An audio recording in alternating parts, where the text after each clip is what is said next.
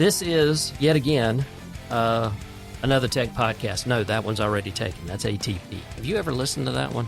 No. Okay, do you know the application Overcast, which is is a podcast app? Okay. Nope. You don't listen to podcasts. Not many. Why are you here? I don't listen to any of them. Oh, yeah, that's right. So anyway. I was invited. That's right, I did. I invited. And I accepted. How gracious of you. Very kind. I think I chose this date. You did. No, well, you chose Wednesdays. You chose Wednesdays. I chose September the 11th. Good job, guy. Good job. I chose Good job. Wednesday. Yeah, and I chose You the chose 11th. This particular Wednesday. Yeah, I chose this particular Wednesday. Okay, so this is yet another version of a podcast that started back in 2011. Back then, it was called SouthGeek Ramble and Review. And believe it or not, my wife actually came up with that title, and it just kind of stuck. We did about 63 or 64 episodes, I think. And then over the years, I've tried to bring it back. And I actually own SouthGeekNews.com. So that's what this is, SouthGeek News.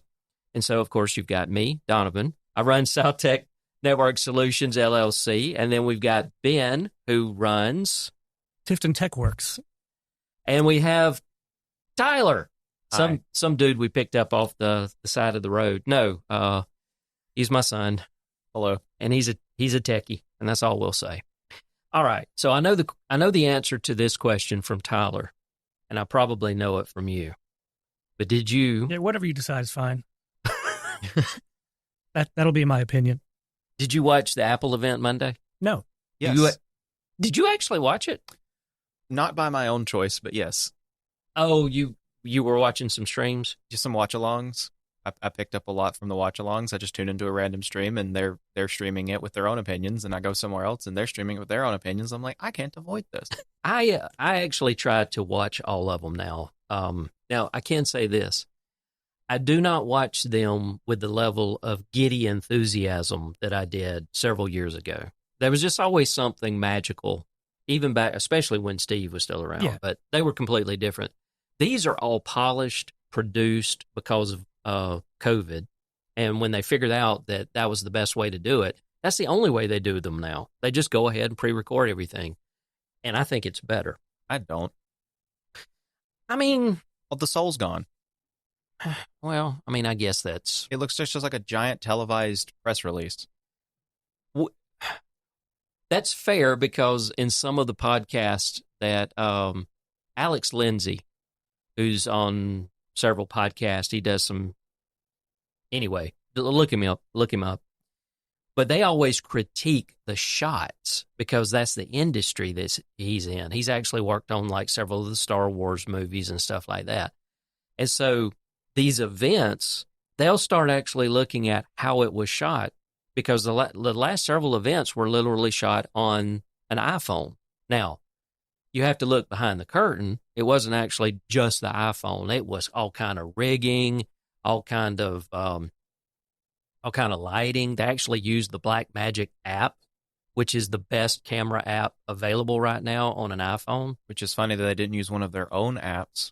Yeah, well, that's because their own app doesn't allow you the level of control that the Blackmagic app does. Why not? I don't know, which, by the way, Blackmagic is now available on Android, too. It's cool. But I don't know. I kind of like it. But beyond that, so you don't know anything about what they announced. I mean, I read that article that you linked to. Oh, yeah, other than that. Maybe I didn't. Yeah, I did read that. Okay. I didn't read them all, but I read that one. So you got an iPhone. Mm-hmm. I have an iPhone. What model do you have? I have the latest one. The 15? Yeah. Pro or just? It's Pro Max. Pro Max? Oh, Yeah. You went the Granddaddy. Yeah. Okay.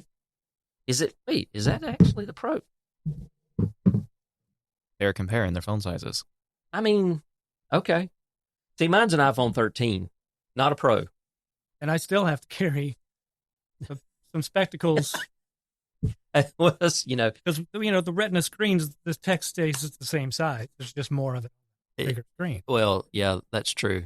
Now, Tyler, you have a Samsung. I have the iPhone S22 Plus. The iPhone S22 Plus. Manufactured in partnership with Samsung. Yeah, right. So you are not an iPhone guy. Never have, never will be. Yeah, he and I always talk about that. So you're not really in where you need to upgrade. You're not really interested in upgrading necessarily. Okay. Upgrade in June. So there's absolutely. So that's a new phone. Mm-hmm. You got that back in June. Yep. Okay. All right. So you're definitely not the target market then for this. Not at all. So there's absolutely nothing here that would make you go, you know what? I just upgraded this phone. I need to do it again. I went from an 11 to this. Oh, God. Okay. And so no, I mean, this is still new. Okay. I know some people who very likely will be getting the top of the line iPhone 16s as soon as they are available. Some people I used to work with. Oh, I know who you're talking about. Yeah, they always get the newest phones every time, like as soon as they're available. They get like the top of the line, the biggest ones you could possibly get. You know, Apple actually has a program where I forget how much you pay, but you pay so much per month, and every 2 years, you automatically get the next phone.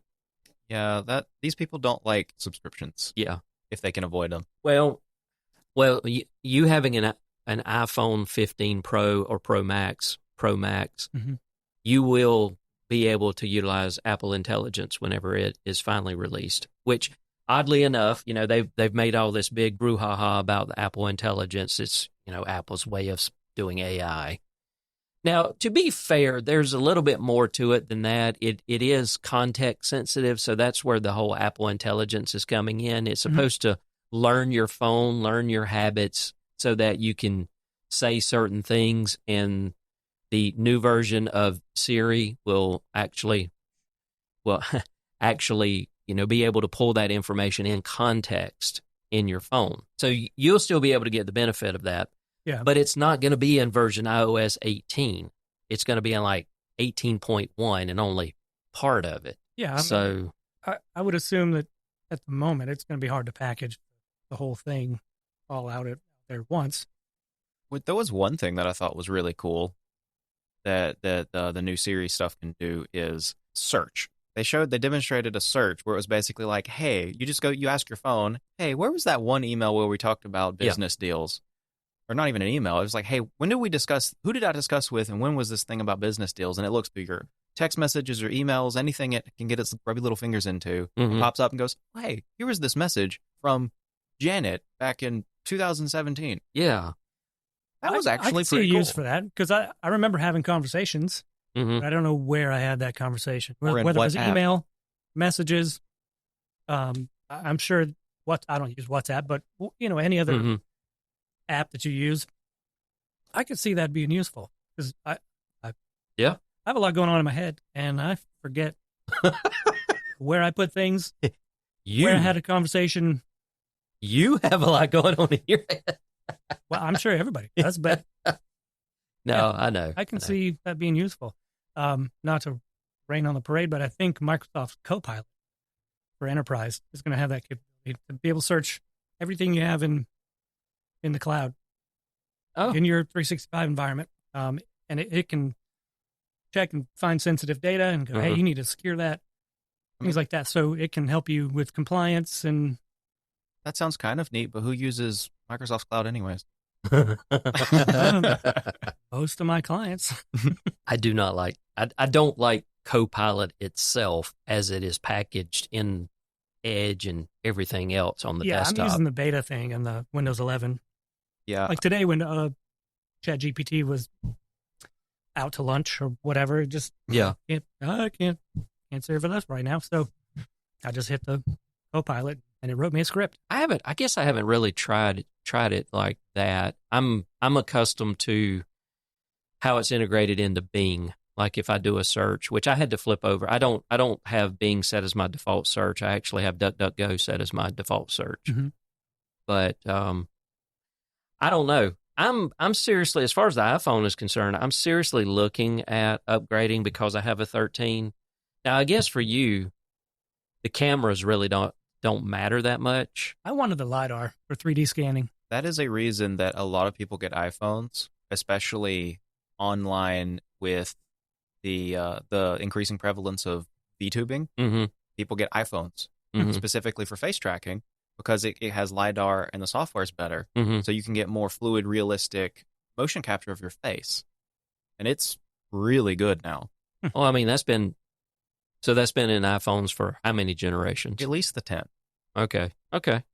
I guess I really wasn't paying attention to that. I mean, I've got a couple of, like whenever, what was it? Oh, it was before we replaced this, I think, and we were, Devin was talking about some of the apps that I could use the phone to scan and maybe do some kind of 3D printing for a bracket or something. Yeah. I forget. But instead, I just, for reference, Donovan was pointing at the air conditioner on the wall. Yes, that's right. This is great audio. Yeah, there's a mini split in here that I had replaced about a year or so ago. I forget how many. It might be 2 years old, but this wasn't the one on the wall here. Wasn't the one that leaked, was it? That was the old one. That was the old one. I helped move all the crap around. Yeah, that's been years and years ago. This is the one I actually bought straight from Pioneer down in Florida. Yeah, that happened after I wasn't here anymore. Yeah, that's right. After you moved. So 2 years ago, maybe. I think it's been about 2 years ago because one of my clients actually did the install for me. Yeah, I remember that. I remember hearing about that after the fact. Yeah. Well, the last time you were here or the time before is when I got the Wi-Fi module. So I actually control it with a busted-ass piece of shit app on my phone. But remember, when we put the Wi-Fi thing in there, it fixed the thermostat somehow. Yeah, because the thermostat was crazy. Well, I'm still considering it. I'm not 100% sold on whether or not I need to go with the 16. I'm going with a Pro this time. I can't justify the Max because 6.9 inches, that's how big. Yours is 6.7. I mean, yeah, the new one is 6.9. I drop it a lot. Okay, wait a minute. Not on the ground. I need to see if it fits into this pocket on my TrueWorks pants. Not sponsored, by the way. They do. Oh, yeah. Okay. Mine aren't embroidered like that. They just have the pocket. Yeah, well, these are actually TrueWorks. This is a brand. You don't have your I have TrueWorks? one pair, and I'm not wearing them right now. What? No shit. Yeah. But you don't have TrueWorks on yours? Huh. No, they're blank. How does it compare to my phone? Sorry for the listeners. We're comparing phone sizes. We have our 3 phones sitting side by side on the table to compare the sizes of I need another phone so I can take a picture. No, I actually do have one in my bag. I just pick up my tablet and take a picture. It's actually like the S22 Plus is actually pretty close in size to what iPhone did you say you had? The 15. Yeah, it's pretty close in size to the 15.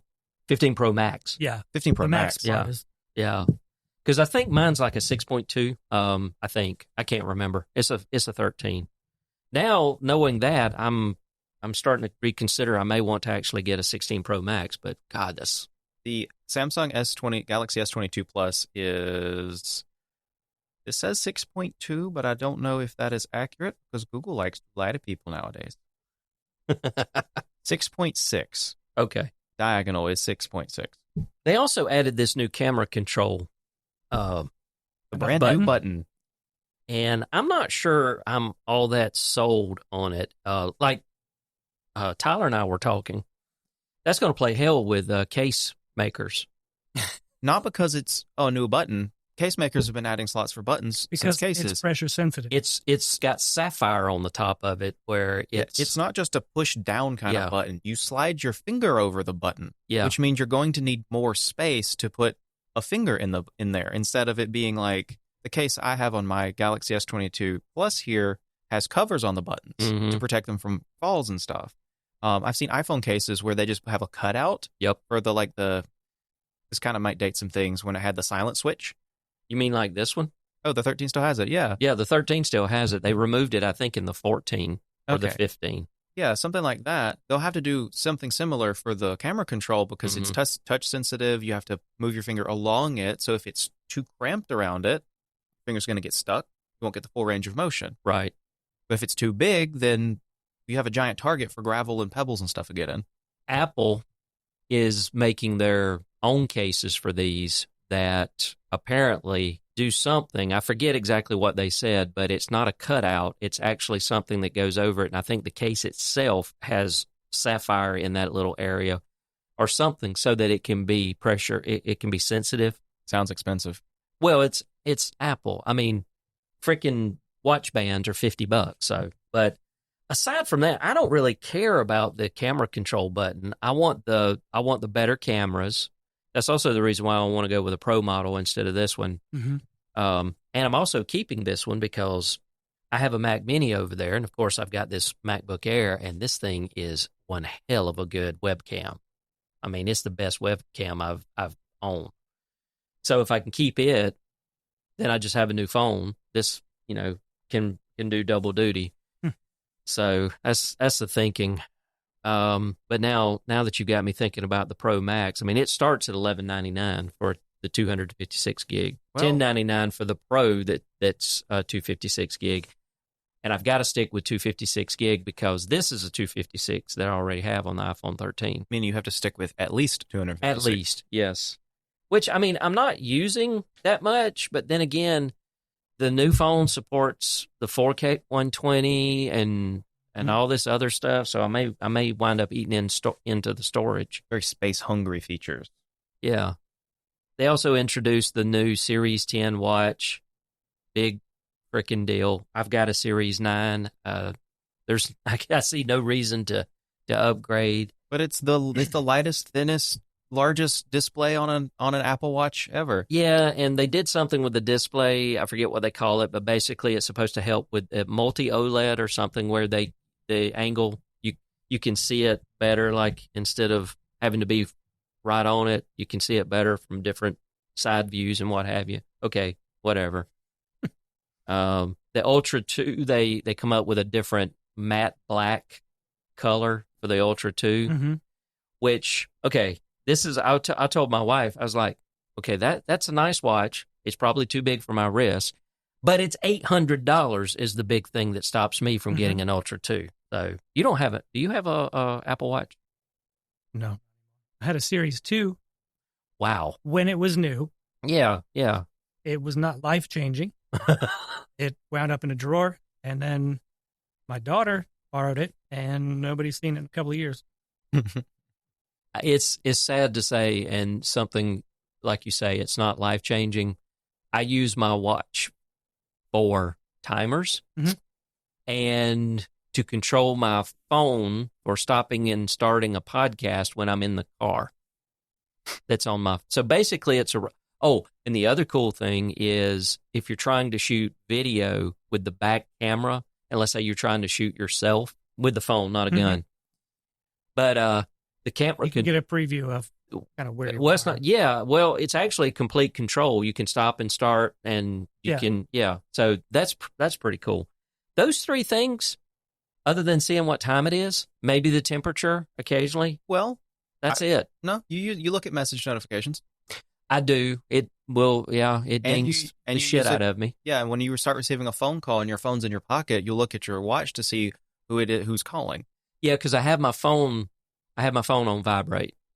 So my phone doesn't ring, but my watch does, which was kind of funny because I'd taken my watch off yesterday afternoon when we were working on the toilet, and I kept trying. I was crouched down on my hands and knees working on the thing, and I kept feeling something, and I was like, "Oh, that's right. I'm not wearing the watch, and the phone is just buzzing. It's in my pants pocket." So I was like, "Oh yeah, okay." So 4 or 5 things, but again, like you say, not life changing. Yeah, I did say just last week I missed my watch. It's an election season.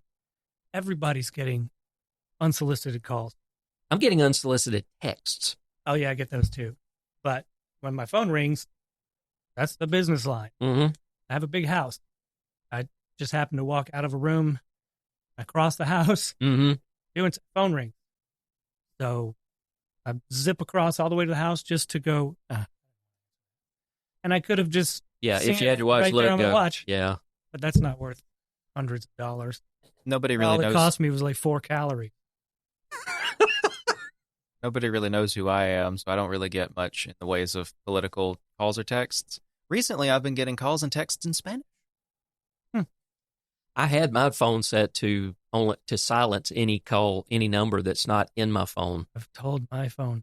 I saw last night that option is turned on, and I still get the phone ringing with some number out of Oklahoma, and it says potential spam, and I think, why is it still ringing? It's not supposed to. It's supposed to silence it. Exactly. But you might know who they are. You might not want to find out. I mean, if they're not in your contacts, it's not actually supposed to ring. Nope. Because I enabled mine about 2 weeks ago, and it was working. But then we had to go to a client, and I needed to make sure that if he was going to try to call me, because I knew I didn't have his number in the phone, so I had to turn it off. And like this coming Friday, we're having a roll-off container dropped. Well, they're supposed to call me at 11 or after. I don't have their phone number in my phone because I don't know if it's going to come from the business or if it's going to come from the driver, you know? So I was like, well, I need to turn that off. But, oh, man, that is godsend, because I will literally be sitting there at 8:30 at night, 9 o'clock, and my phone goes on to Do Not Disturb about 5 o'clock now. I did have it set for around 8:30. But I'll be sitting there, and I'll get a call from somebody in Alabama. And I'm like, I don't know anybody in Alabama, you know? So, and I know it's not a client because I definitely don't serve Alabama. For the right price, I might, but. I mean, I threatened to fly across the country to fix something before, as long as people come to my flight. They didn't like that. They didn't like that. So one last thing on the Apple Watch Series 10 versus the Series 9. Apple's like boasting how it's the biggest screen ever on an Apple Watch. Yes. It's 1 millimeter larger. But that 1 millimeter. It is the biggest ever. Yeah. That is a millimeter. Technically speaking, At just the largest. At arm's length, you put both of them on your wrist, most people will not be able to tell the difference. You know what? I'm about to say this, but I'm going to say it, and I'm going to keep it in the show. Apple is starting to sound very Trumpian. Anyway. Oh, no. Moving on. All right. In the history of Apple. It's the largest. Well, think about it. Every year, this is the best iPhone we've ever made. Well, of course, you know. Nobody else makes iPhones. I mean, like today, I'm older today than I've ever been. Yep. You know, you're older now than you were when this podcast started. Exactly. And I'm starting to feel it.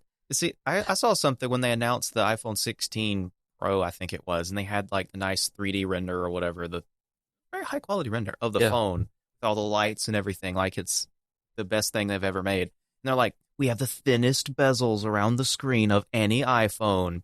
And the person I was watching the stream of, they looked at that, they paused the stream and went, it looks exactly like my iPhone 15 Pro. Yeah. The bezels are like a fraction of a millimeter smaller. Well, Marquez Brownlee, MKBHD, he did a quick hot take video on it after the fact. And he said the same thing, but he said when he got his hands on the actual phone and looked at it, he said, I can see the difference, but that was pretty much it. But in everyday life, what is it going to matter having 1 more millimeter of screen at most versus the 15? They're not going to. You're not going to get maybe like 1 extra character of text on your screen. No one's going to notice. Maybe not a character, but well, in a Retina screen, how big is a pixel? Tiny. How many can you fit in a millimeter? I really, yeah, I don't know. That data's probably out there. Which that's the thing. Pixel resolution doesn't really matter so much anymore. It's at the pixel density, because text looks so good on high density displays. Mm-hmm. Like when you finally got a 4K display, that's like a 32 or 28. 32. Even like Windows runs at a high DPI mode, like 125 DPI. Text looks so good. Mm-hmm. Then you go back to a regular standard DPI display, and it looks like you're looking through bricks. You mean the one that's right next to it? Yes. Yeah. I have a 32 main, and then that's a 24. And so if I drag anything from this nice 32 over to that 24, I can definitely see the difference in the DPI. It's just the pixels I just haven't bitten the bullet to get a second 32 yet. I bought a truck. There's no way I'm getting new models. Yes, I understand.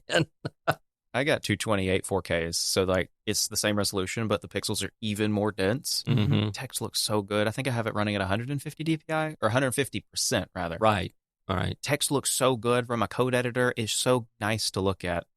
Then I have a 43-inch 4K display right next to it, with a much, much lower pixel density. So if I drag something over, and it just gets 2 times larger. But it's still 4K. Yeah, that was something that even Marquez brought up about the display is, for some reason, iPhone still is only 60 hertz. They don't make a 120 on the screen. The Pro Max, though. No. As far as I know, based on everything I've read, and according to what he said in his little hot take, it still feels like 60. They're still 60. I remember seeing that Like when they announced the regular one, it didn't do it. Well, okay, here, Apple 16 Pro and Pro Max tech specs, ProMotion technology with adaptive refresh rates up to 120 hertz, HDR. Well, maybe he meant the base model. The base models don't. Yeah, the base model's still 60. He said 16, though. I don't know about the 15. It still kind of feels like 60 when I'm... Yeah, I don't know about the 15s. I don't think the 15 is. I think I have to know. My S22 Plus is 120 hertz, and it has been for years. It's actually a really good experience. You know, I was going to ask you if how that does compare, because I've never used a phone that's over a 60.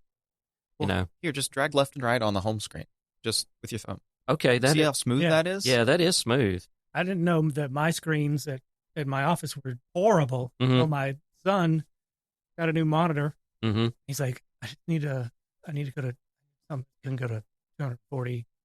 240 hertz. Yeah, I was like, why? Do it again. I've set it to 60. Same phone, same experience. It feels awful, doesn't it? It does. It feels jagged. Uh-huh. Okay. All right. So he got it home and hooked it up, and he's like, this is not doing right.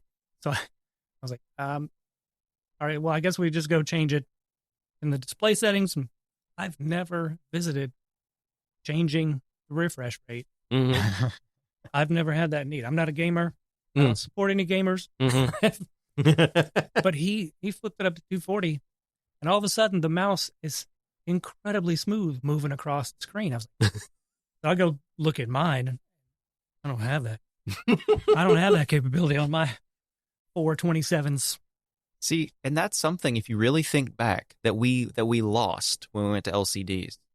Back when we all used CRTs, just jack that up to 85, 100, 120 hertz. Yeah. Mouse looked, the mouse movement felt real, like the mouse was a physical object, because the PS2 inputs were so low latency, the monitor had zero delay, the frame rates were so good, there was no ghosting. It felt like you were moving a physical object inside the screen. And we went to LCD, and we went, the 60 hertz flicker doesn't hurt anymore. But we were now stuck at 60 hertz for the last 20 years. Yeah, that's true. Even though most of the 24-inch monitors that I buy for clients, the Scepters, they're 72.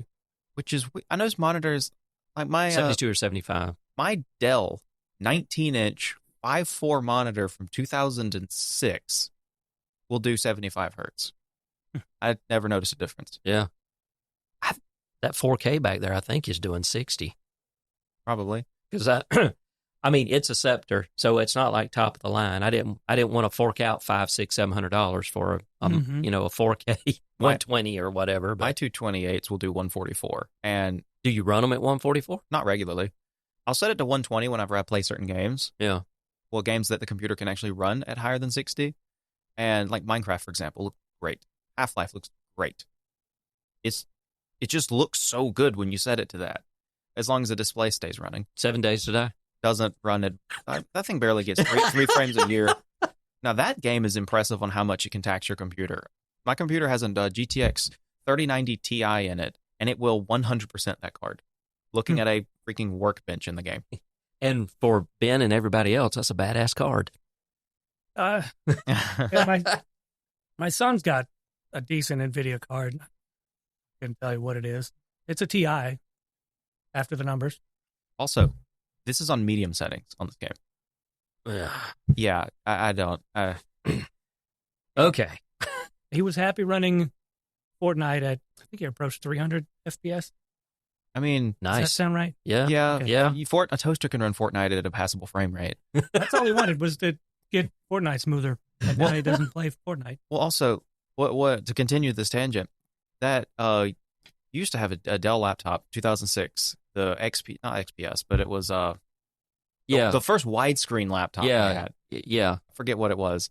But it had like an ATI graphics card in it, and it would run Half-Life 2 at like 200 frames per second in 2006. It was amazing because me and my brother, we would play Gary's mod. Yeah. Before it was you had to pay for it. At easily more than 100 frames per second all the time in 2006, and it feels like things have just gotten slower over time. It does. I mean, I'm doing good. I forget. I can't remember what model. Because I tend to stay away from NVIDIA. I go with AMD, and so I've got the same card. I built my wife's machine over there. I'm pointing back behind me because we're in the studio / office. The only game we really play is World of Warcraft, and it still probably hits around about 90 frames per second on a good day. And, of course, the frames per second went down when I put it on the 4K monitor. So, anyway. I wonder why that happened. Yeah. So, next story is cars are rolling computers now. So, what happens when they stop getting updates? So, and for transparency, I summarized these articles so I could read them and then we could talk about them. Yes, that's a chat. For transparency, several of these, I only read your synopsis. Okay, that's fine. Well, we can thank ChatGPT for that. So in 2022, Jake Brown from Tennessee bought a used 2017 Volkswagen Passat and excited about its internet-enabled features. Okay, has anybody really been excited about internet-enabled features on a car? My trial is gone. I'm not paying extra for that. Oh, did it have like Wi-Fi? It's got Google Maps in it. Yeah, it's got I think it's 5G connection, Wi-Fi, and Google Maps is built. Yeah. It runs Android on the infotainment. So it's probably Android Auto or whatever that is. That because you have CarPlay. That's got CarPlay. So it's got CarPlay and or Android. Okay. Yeah. All right. See, Android Auto is a little bit different because like CarPlay, you attach your phone to it. Android Auto, you attach your phone to it. If it's Android on the dash, that's not Android Auto. Right. But it's automotive Android. Okay. All right. Naming. It's better than that crappy piece of shit that Microsoft STINKY is in my Ford Focus 2013. Thank you very much. He soon discovered that some of these features, including remote stopped working due to AT&T discontinuing its 3G service, which Volkswagen used for connectivity. And this issue affected several Volkswagen models built between 2014 and 2019, leaving drivers without access to services like remote start, emergency assistance, and crash notification. Despite promises of a solution, these services remained unavailable 2 years later. Volkswagen is not alone. Hyundai, Nissan, General Motors, and Stellantis have also faced similar challenges. As cars become more like smartphones on wheels with sophisticated software, the question arises about how long automakers will support these updates. Unlike smartphones, which receive updates for about 7 years, cars need to function and potentially improve for much longer, as the average age of cars on U.S. roads is now 12.6 years. This discrepancy highlights the need for a long-term strategy in automotive software maintenance. I was not thinking about Volkswagen or General Motors or Nissan or any of these when I first saw this. I thought about Tesla. But not going to be an issue. Yeah, why? Because nobody's going to buy Teslas. Anyway. But my wife, whenever I got my Ford Focus, because of just the little bit of electronics that it has in it, she nicknamed it CAL, Computer on Wheels. Now, it does not get any kind of wireless updates or anything like that. Matter of fact, I think I've done one update to it, to the sync system. Didn't you do that over USB? I had to do it over USB. Okay. Which is fine. That's fine. Also, for comparison's sake, the previous vehicle was a 2003 Ford Explorer with absolutely no fancy technology in it. It has a cassette player and analog dials in the dash. So that was the comparison between that and the 2013 Ford Focus. That's why it seemed like space-age technology. Yeah. So that's the newest vehicle I own, so I don't have anything that has to have any kind of internet-enabled updates or what have you. But, I mean, it does bring up, like they pointed out, you went from an iPhone 11 to a 15. Mm-hmm. That's a time span of what? When did the 11 come out? 2017, 2016, something like that? Mm-hmm. All right, so you really pushed yours to the limit, probably. I usually do, yeah. Yeah. So, say 5 to 8 years for you. 2019. 2019? Really? September 2019 is when the 11 came out. I bought it, I swear, I bought it, and like the next month, 12 came out, and the price of the 11 dropped $100. Yeah, of course. So, yeah, that's when I bought it. Apple was specifically waiting on you to buy the 11. And I helped them along their way. Let's say 5 years. Yeah. Okay. 5 years. Every 5 years, we can replace a smartphone. Okay, I can't replace the car every 5 years. That's not economical. And if it's not getting software updates, they say 12.6 years. You own a 2003 Ford Ranger. We have a 2003 Explorer and a 2013 Ford Focus, and I'm in no way looking at buying any kind of new vehicle in the next probably 5 years. I'm probably not going to get another vehicle until I'm 60, which is 6 years from now. So, okay, 5 years, yeah. Damn. But you didn't just buy one. No, I didn't just buy one. Yeah. Yeah. So 5 more years. Yeah, 5 more years. This is a problem. And I don't know what Volkswagen's going to do about if their system relied on 3G. Those modems that would be in the car would probably are not software upgradable to LTE or 5G or anything. So that would require someone to take a vehicle into a service to the dealer to do any kind of software updates. Change that out and reprogram it. Yeah. Presuming that that they designed it in such a way that the cellular connectivity module was replaceable in an agnostic kind of way. Yeah. Because if the car computer was designed to specifically talk 3G, like protocol commands to the modem, which is not unusual, then you pop in a 4G, 5G modem, and it's going to get very confused. I was going to have to upgrade firmware to talk to the thing. Presuming that they still make firmware for that vehicle. Like how long is a manufacturer required to make firmware for their vehicle? I don't know. You know, I always thought that they had to maintain a parts inventory for 10 years after manufacturing. 10 years isn't long enough. Yeah, I don't think that's long enough, though. Just think about it. You buy a vehicle now that has 5G connectivity, works great. Well, what happens in 15, 20 years when that vehicle's still on the road and you have to, and it no longer it won't connect to the 5G anymore because they've sunsetted it in favor of 17G. I mean, even though it's paid off, I think everything I've got is fully insured, full coverage. So I can just drive it off a bridge if I like. Well, I was going to point out, you've got basically sort of a computerized tractor. Yeah. It doesn't have any connectivity. No, but still, at what point? At what point? I mean, what's the lifespan of a tractor? 20 years? 45 years? 100 years, depending. So how long, and it's a John Deere, so how long is John Deere going to support? You know, do they have to do firmware updates? Do they have to do some kind of computer-controlled stuff? No, I'm sure I'll figure it out and rip all that stuff off and make sure it runs. It also depends on how right to repair goes in the next several years. Because John Deere is not going to play that game. Not unless they're forced to. Yeah. But one thing about this is there's two separate issues here. There's software updates for the car, but there's also the car's dependence on third-party services. That's true. Because if you have a car that runs some software created now, and it doesn't use any external connectivity, that software will work just the same in 25 years. It's isolated inside the car. Yeah, I mean, the Microsoft Sync works just as well today as it did in 2013. It's busted. Yeah, i.e. not well. Not well. But the connectivity to third-party services is where it really has the problem. Like the whole 3G issue. Yeah. They built it and designed it for access to AT&T's 3G network. Ooh, yeah. So let's say AT&T went belly up. Well, first off, that'd be terrible. Right. But let's say that that they bound it to some other smaller company because they got a better deal on it. And then most companies these days don't last more than 5 years anyway. So they're using that, and then that company goes belly up and gets sold to somewhere else, and they shut down their data services. All those cars can now suddenly no longer access the internet or the cloud because that's what they're doing. They're connecting to the cloud so that you can open your phone and go crank car. Yeah. Well, what happens even if those data services are available? Let's say you're using 5G. Let's say 5G works for 15, 20 years.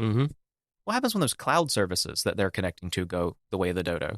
The car can still connect to the cellular networks. You're still paying for the data plan on it, but the cloud services go away. And, it looks 2 years ago they stopped making firmware updates for your car. Now what? It's very reminiscent of when companies start taking servers offline for certain games. It's like, I still have it on my PC, but I can't play it because it's got to reach out and touch a server somewhere, you know? Even if it's not an online type game necessarily where you're playing against others. I don't know. I mean, I never would have thought we'd have this problem with cars. Well, because see, there's something else. And what you're talking about, the whole video game thing, is we're starting to get to the point where the question is being asked more and more, at what points do companies have to give up their rights to the software that they use in things? Because take cars, for example. You are allowed to repair your own vehicle. You're allowed to purchase replacement parts. and swap them out on your own vehicle. At what point does that start extending to components of software? Because you can open up an engine, change your spark plugs, replace a head gasket, and so on, just fine. I don't think I can. I don't think I can replace the TCM. No, maybe not. Depends. But at what point, like with this, everything's being software controlled, at what point does it become the case where they have to give you access to the software components and software modules for you to replace as necessary? Yeah, because if they're not going to do it. Yeah, this is, of course, this hasn't been broached before. Yeah. This reminds me of the issue we have with EVs and the fact, and Ben, you and I have talked about this, I think, before. And I know Tyler and I have talked about it, is the infrastructure. You know, and you've got two competing, I guess, standards, even though most of the companies now are trying to go with Tesla's connection. Yeah. But even still, you've got an infrastructure problem. It's like I'm not against innovation. I'm not against technological advancements, but at some point, you know, it's nice to be able to just go out and put a key in your car and crank it up and go, and not have to worry about the fact that I can't get in my car now because the app that controls me being able to unlock my doors. I'm being a little facetious, but not so much, because that kind of stuff's actually happened with Cybertrucks. You know, can't get into the vehicle and that type of thing. But I think James May had that problem. He had a Model S, and the computer is controlled or powered by a 12-volt lead-acid battery. And he's got a lot of cars, so sometimes they sit up for a while. Yeah. Well, that battery died, and he couldn't get in the car. And then he couldn't get to the battery to connect a charger to it. Oh, God. And he had a big gripe about it. I think he was right. Wow. It kind of reminds me of Tyler and I have these discussions too. It's like, you know, I have Wi-Fi connected thermostats, and it's like, Wi-Fi is okay, but these aren't just Wi-Fi. You can't connect and use these if the internet's down, because they have to go. Your app on the phone has to go out. Yeah, your phone doesn't talk to the thermostat. No, it talks to the cloud. Yeah, just like these lights in here. These lights, now, initially, whenever I put these lights in, and these are used by these little, what's it called, Govee or whatever, little Wi-Fi enabled outlets. And I use an app on my phone called, I will bring it up, called Go Smart. Now, if the internet is down, then I can still, in here, I can still turn the lights on and off. Now, originally I couldn't, so somewhere along the line they changed it. But my schedules don't work, because my schedules are controlled by their cloud services.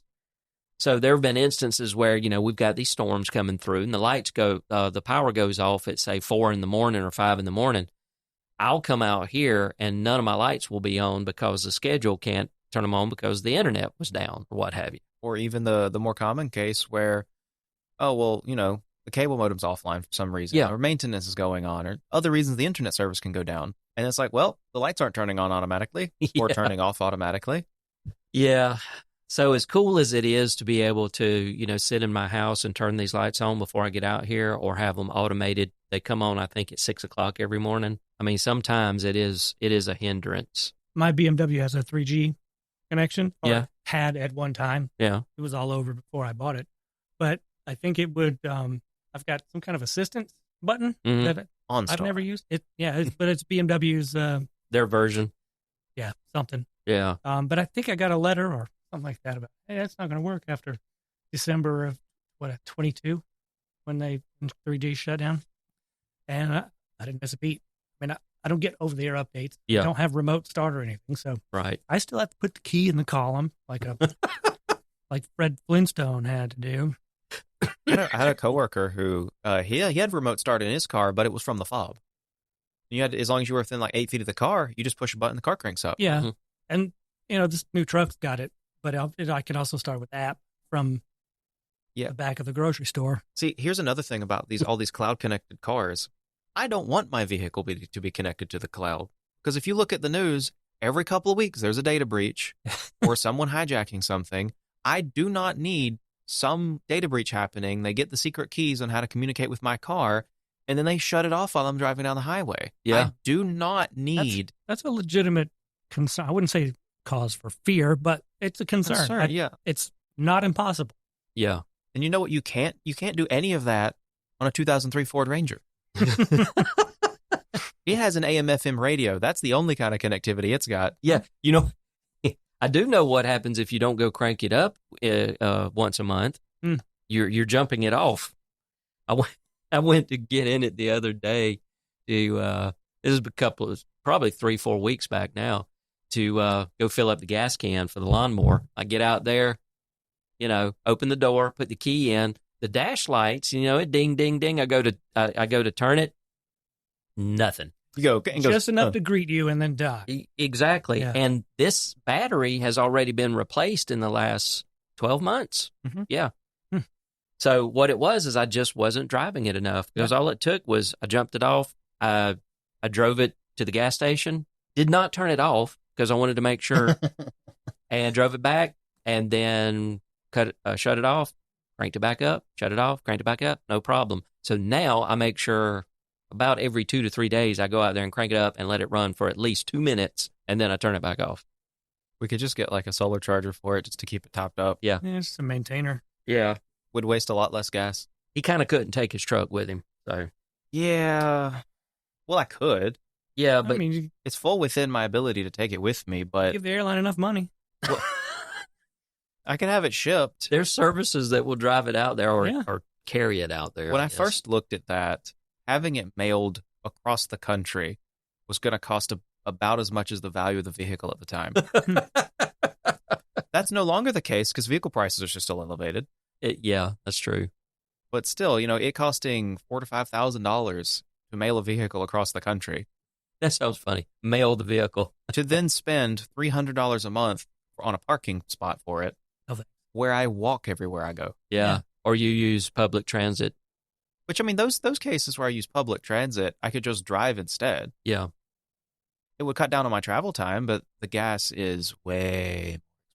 The gas and like you said, the parking spot, it just doesn't make economic sense. Oh. Entertainment on public transit is sometimes worth the money and the extra time. Well, public transit where I'm at, it's like $3. So, and you get a show sometimes. Rare. In my case, it's rarely. Unless there's a sports game going on and I forgot that there was a sports game going on and I get into a bus and I'm like, why is everyone wearing the same shirt? why are we packed in like sardines? But anyway, yeah, I don't like how externally connected cars are becoming as they're becoming more software controlled. I don't have an issue with software controlled cars by default. Yeah. Like even in the early to mid 2010s, your throttle is not directly attached to a steel cable anymore. Mm-hmm. Your throttle control is a digital signal. Like for your 2013 Ford Focus, your throttle just sends a signal over the CAN bus to the ECM. The ECM goes, "Oh, cool, you're pushing the throttle." Your brake pedal, those still have to be attached, right? But I think legally for safety, they have to be attached to some form of backup brake. Where like EVs even still have to have a mechanical. I was going to ask, do you think the Cybertruck, because the Cybertruck, as far as steering, has steer by wire? So does your car. If they can disconnect, car has steer by wire. It certainly feels like it, at least. If they can disconnect the steering wheel from the front rack, why not the brakes? Because being able to stop is more important. Suddenly, that particular module goes on the fritz. Now my brakes don't work. Yeah, see, with EVs, they have a hybrid brake where the brake pedal first hits a sensor. There's a sweeping range on the sensor that says slow the vehicle down. Yeah. And if you bottom out the brake pedal, it hits a second thing where it pulls a cable. So it's got a mechanical brake. They're supposed to. The ones I've seen, they have that. I think even the Teslas do that. Yeah. Because if the vehicle suddenly loses all drive power, you need to be able to stop it. If Ben would have just gone ahead and gotten his Cybertruck like he was going to, then we could make so much fun of you right now. In a lake. Well, it'd be rusting out in the driveway right now. Yeah, because it's raining. It's raining. It'd be rusting at the bottom of the lake. But yeah, I have an issue with not all of that, but it's the cloud connectivity. Yeah. Especially not only the cloud connectivity, but especially in a way that is not adjustable or controllable by us. Well, that they tied it to 3G. And the problem there is you can't say, well, they should have been more forward looking, because at the time when they did that, 3G was the best you had. 3G was the best you had. And so how can you create something that's going to be so agnostic that it doesn't matter? Quite easily. I mean, what is that? I mean, because do any of the cell phone companies run any kind of 1G stuff or 2G stuff anymore? No, Amps was shut down. I mean, can we do it with that SMS? I'm being facetious. Remember, 1X got shut down right around the same time the 3G was sunset. Yeah, that's true. And so 1X, 2G got shut down a long time ago. It was GMRS. Yeah. It got shut down a long time ago. And then 3G got sunset. And around the time they were sunsetting 3G, they sunset AMPS, which is 1X or /1G. It had several names. Yeah. So no one operates that in the United States anymore, except under dire emergency situations. And so 4G is pretty much the lowest you can connect at. But if you tied something to 4G today, where are we? That would not be a good move. Yeah, well, because there's already 5G. Yeah, and they're talking about another. Yeah, they're working on like 6G or something. I don't think they're actually working on 6G at this point because 5G is not even fully rolled out yet. Well, what I mean was when I was working on it. I mean, it's like right now, the iPhone 16 is the new hotness. They're already working on the 17 and the 18 at Apple. Well, also consider what they did with LTE, 4G LTE. Yeah. They had 4G LTE as the base spec, and then they had several specification updates. LTE Advanced, remember that? Mm-hmm. LTE Advanced was an improvement over 4G. It was incompatible with older 4G equipment, but but devices that could use 4G or LTE Advanced could make use of the increased bandwidth. It was still 4G. They iterated on it. And I think that's what AT&T was trying to pass off as 5G. 5GE. Yeah. It's like, fuck you. But you can build something in a way that its data connectivity, the core computer that's doing all the stuff, that when it goes, oh, I need to send a message to the internet, it has no idea how that's actually happening. It could be pixies and fairies for all it knows. You build it so that the interface between the CPU and the data module has a fixed set of functions. Yeah. And then any module you can build to that interface, and it will be able to do it. Well, at least make the radio communication module changeable. Yeah. I mean, we do that in laptops. Yeah. It's like, it's just PCI Express. Yeah. Yeah, that's true. Either of you read that Verizon is looking at creating competitor to Starlink, but they are looking at satellite communications. Really? Yeah. I haven't read that, but that does not surprise me. Yeah, so they're trying to enter that area. And but why? Because everyone else is. Because it's the thing to do. They got 5G, though. We're not going to get in a talk about how Elon Musk makes things happen, and then people will go, oh, shit, we should have been doing that. But if we were to create a standard for that, we could, I don't think that would go away. That wouldn't be. It would eventually. I mean, protocols would be upgraded and whatnot, but for some legacy services, they could keep those on. Well, I mean, on the satellites. So if you connect the vehicle to that, you're not relying on so many towers, but fewer satellites. I mean, for that kind of communication. It would really depend on what bands are used, because all those low Earth orbit constellations can't use the same frequencies. Yeah, they'd figure that out. And we already historically we've had a huge problem with cellular services. Like, oh well, this device supports AT&T's bands but not Verizon's, and it supports half of T-Mobile's, like a third of that one random European one. They're getting that worked out. And so nowadays, pretty much all of them support all of them. Yeah, which is great. But for satellite, you would need to have like a fixed set of bands for that. Because instead of like, oh, well, I'm going to use this band and this band and that one and that one and that one, and you have 6 different satellite companies all using 12 different bands, and your car only works on 3 of them, and create one standard for automotive. Yeah, good luck. Or Ben is such an optimist. Yeah, well, I'll never be president.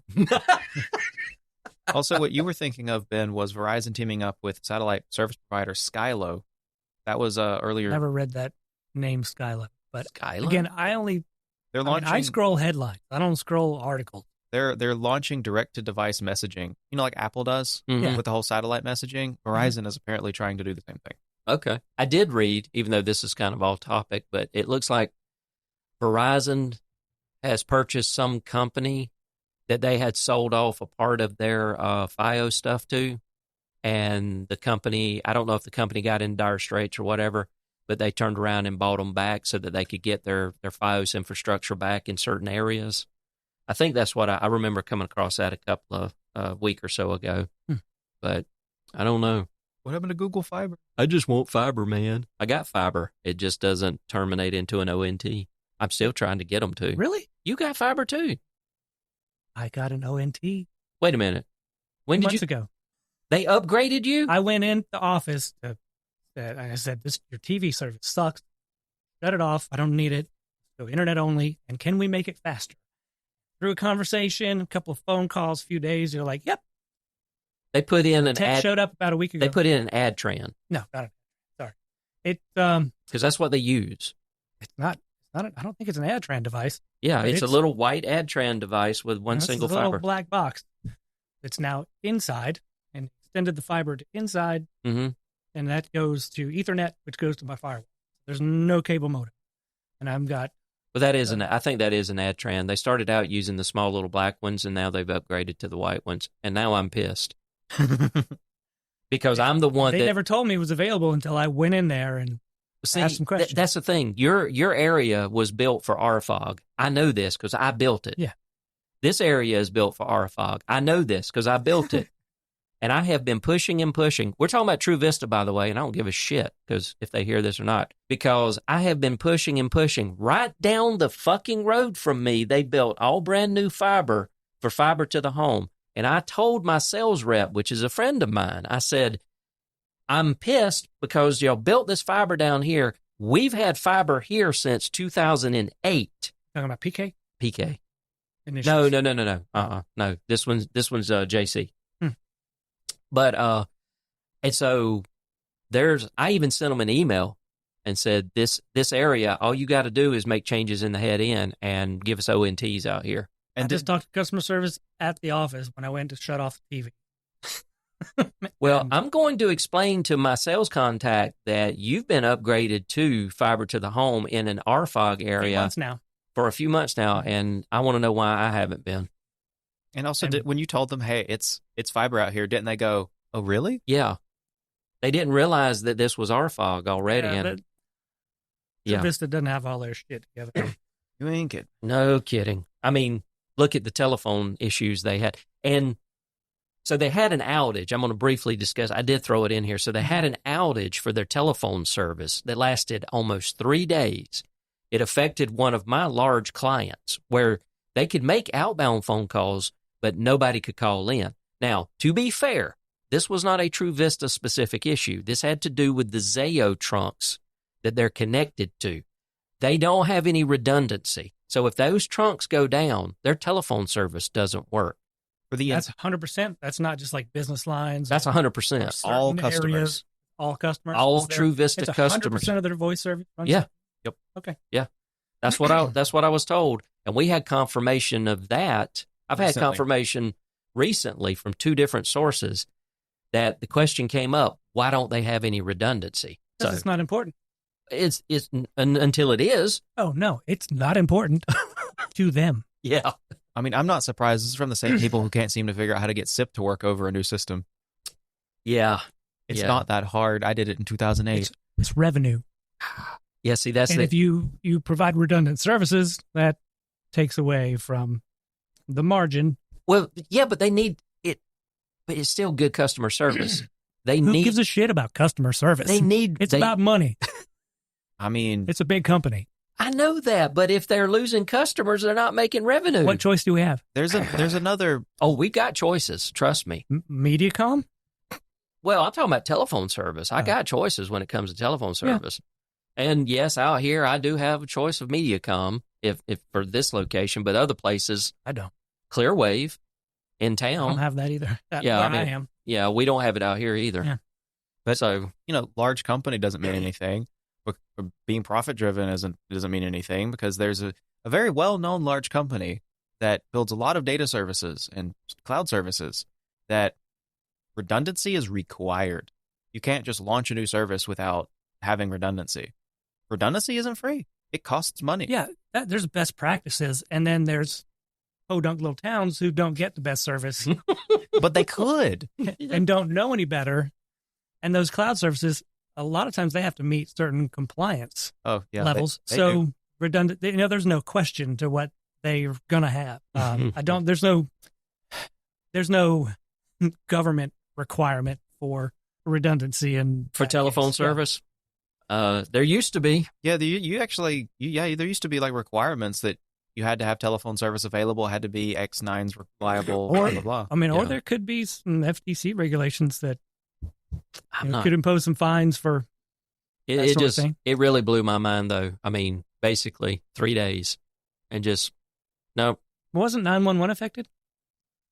I can't remember if 911, well, it definitely would be affected for customers who were with True Vista, I would think. You pick up your phone, you effectively don't get dial tone that works. But some government agencies, I think Tift County, I think the city of Tifton was probably affected. Mm-hmm. I believe Tift County was. But, yeah, it was not a good time to be had by anybody there. And so I don't know what's going to come of that, but I have expressed my displeasure at the way True Vista is doing things to my sales contact, and of course he can't really do much, but other than pass my bitch and gripes along, and because I flat out told him, I said, look, as being IT consultants, we recommend these services to our customers, and I said, if you want me to continue to recommend your service to my customers, then some things are going to have to change. I don't recommend them.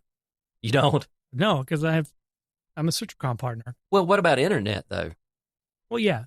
Yeah, see. But not for phone. Who should I get a phone from? It's not going to be them. Well, no. I mean, you've got a vested interest to do Citricom. Yeah. Now I have a vested interest to do SipTrunk. Yeah. Because I'm a dealer for them. Was that SipTrunk.com? Yeah. Yeah. Yeah. So they were rock solid when I used them. Yeah. So I don't know. It's almost like operating SIP telephone services isn't difficult. I know. I didn't know what I was doing. I'd have to look it up to do it again, but I meant like the places providing it to you guys. It's like they're doing it well. Why can't the local ISP do it? Yeah, see that, and that's so. I've got another client that I'm trying to get flipped back over to True Vista for internet, and I said, okay, I need SipTrunk service. They have no problem doing SipTrunk over their older Calyx system, which is also uses a weird ONT, but they didn't have any problem with that. Well, this new GPON service that uses the Adtran ONTs, they can't figure out how to get SIP over it. And Tyler and I both are scratching our head going, SIP is agnostic. It's IP-based. It's IP-based. Why does it care? What the hell?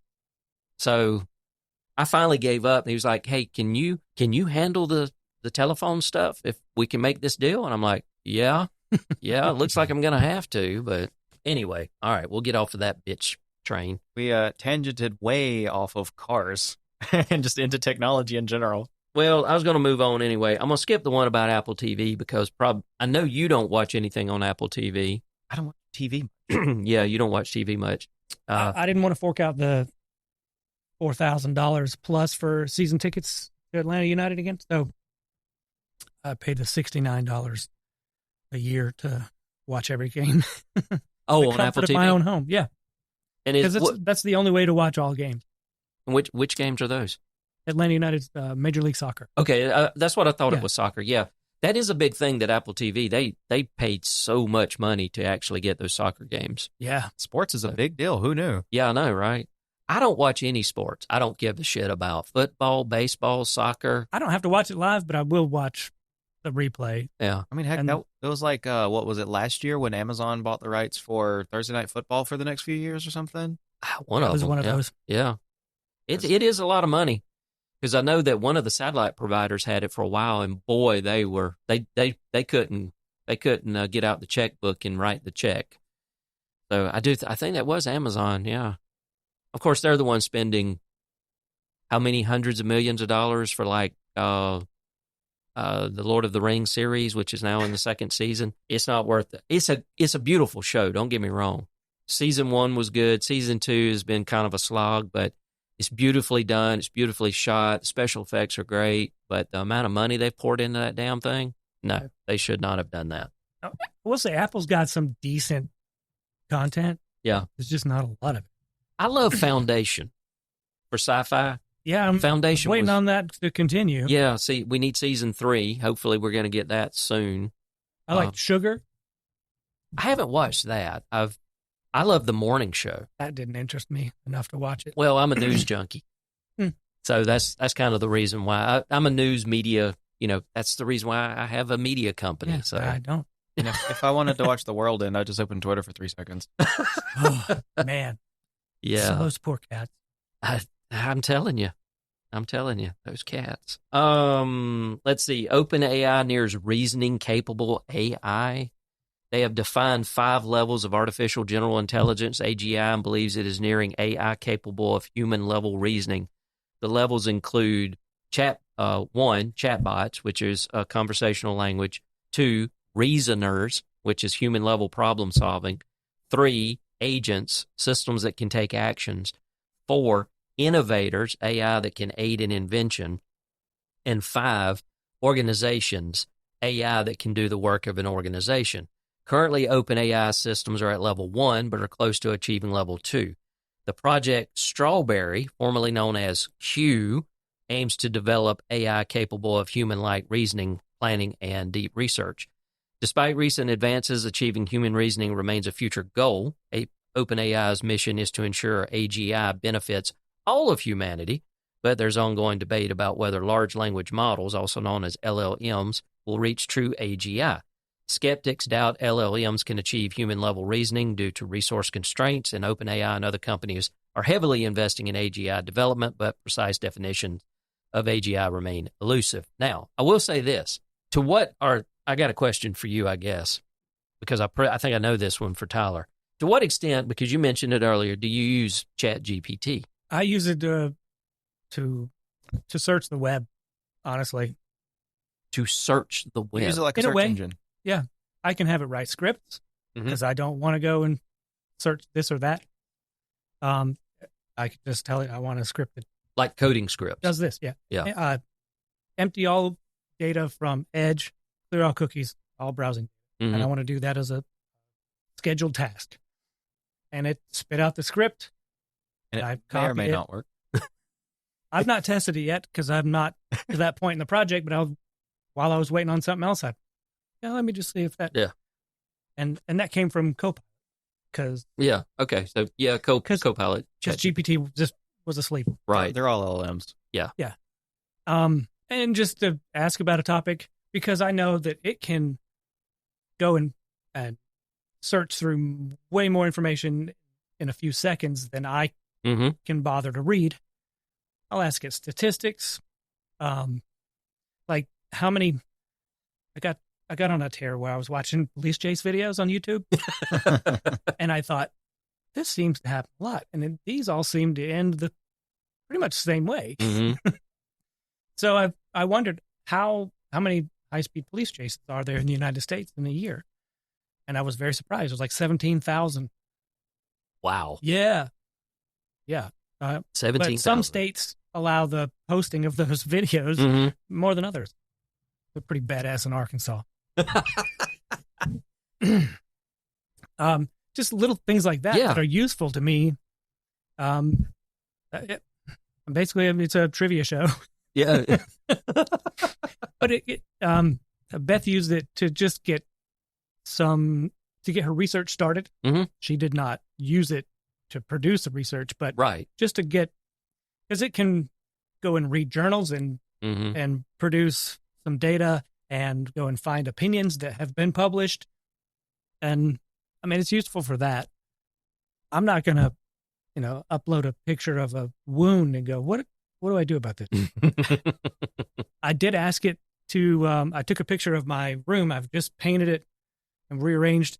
I want a piece of art to cover the wall plates where the TV was. So I didn't take those out. And I asked it to give me a piece of art that I could have printed and framed and put up there. It didn't do exactly what I wanted it to. Shocker. But it gave me a picture of the room. Yeah.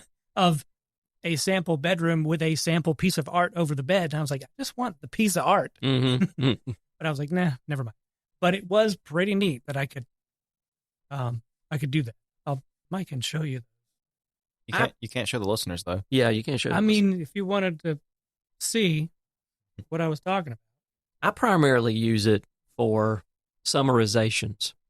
As I pointed out here, because I produce a newsletter called Tifton Talks Newsletter, mm-hmm. and a lot of the stories that I get, of course, I always credit where I got the story from with a link to the actual story. But to condense it into something that's digestible in the actual newsletter, I summarize it in ChatGPT. Yeah, perfect. And that's about the extent that sometimes I'll get it to rewrite. Like I sent an email today and I busted out what I wanted it to say, but then I was like, okay, let's see, because I think I'm a pretty decent writer. But I was like, let me see what ChatGPT can do with this. So I copy and pasted and I said, please just rewrite this. And it's like, certainly, and it rewrote it and it says, this sounds more professional. And I looked at it and went, you're not wrong. That does sound more professional. So I took that and edited it just a little bit. And that was the email that I sent. That's to the extent that I do it. You know what else can do that? Grammarly. Yeah. They've added LLM capabilities to Grammarly. So you can just go, rephrase this more professionally. It sends it off to their cloud service, does its LLM number crunching, and sends it back. Everything's got it in it now. I mean, even WordPress, if you pay for a subscription to Jetpack, which is a plugin for, mm-hmm. WordPress, it will literally come through and it's got a little AI thing on the side now. I think this has to be part of the Jetpack. I know it'll do image generation. AI image generation for you for your feature images and stuff. That's not controversial at all. Yeah. But it'll literally, you can write stuff and then the little button will pop up over here, basically like AI assistant. Try it, and it'll try to rewrite the thing for you. So I don't know. I guess the biggest question I have is, do you think we will ever achieve AGI? No. With our current level of technology, no. Our computers are not powerful enough. Okay. I don't think so either. No matter how powerful a computer is, it can't smell. Well, you could build an olfactory sensor for it. Do it. You'll be a billionaire. I said you as in general, humanity. And then tie that into all the other senses that we have. We have ideas because we feel things. We have problems that computers can't detect. Mm. And that's where invention comes from. It's where innovation lives, is in those minute human level problems. And computers don't have the five senses. So you don't think that we could ever get to a point that is depicted in a lot of sci-fi series and movies and what have you? I mean, Data on Star Trek, for example, you come up with something like a positronic brain. I mean, he literally, for all practical purposes, he is human. He has, even they added the emotion chip later on, and he can actually experience emotion. He can see, he can touch, he can feel, he can taste. He can smell too. He can smell. In the respect of, it's like, what is the chemical composition of the air around us? And he could tell you. So, but you're saying that if we could build... But can he form an opinion based on that? Does he like it or not like it? Yeah. What does he think about cilantro? Well, that's the thing about I swear, the world is divided on whether cilantro is good. I hate cilantro. Or it tastes like soap. That's a genetic thing. So that's a human genetic thing. Some people have a gene that makes it taste like soap. So are we going to, how do we divide those? You don't. They're all human. They're just going to have to be Cylons. But the thing with Data is he didn't really form his own personal opinions about things very much, because it didn't matter whether he liked something or didn't like it. It did not affect his function. Did he invent things? I don't remember. I don't remember. Well, he did try to recreate a new him. Yeah, he tried to create offspring. Yeah. He's created holodeck programs. Yeah. He does stuff. He can create things if it's required of him. His personal opinions and stuff didn't really come out too much until the emotion chip, where it made him have an opinion on things.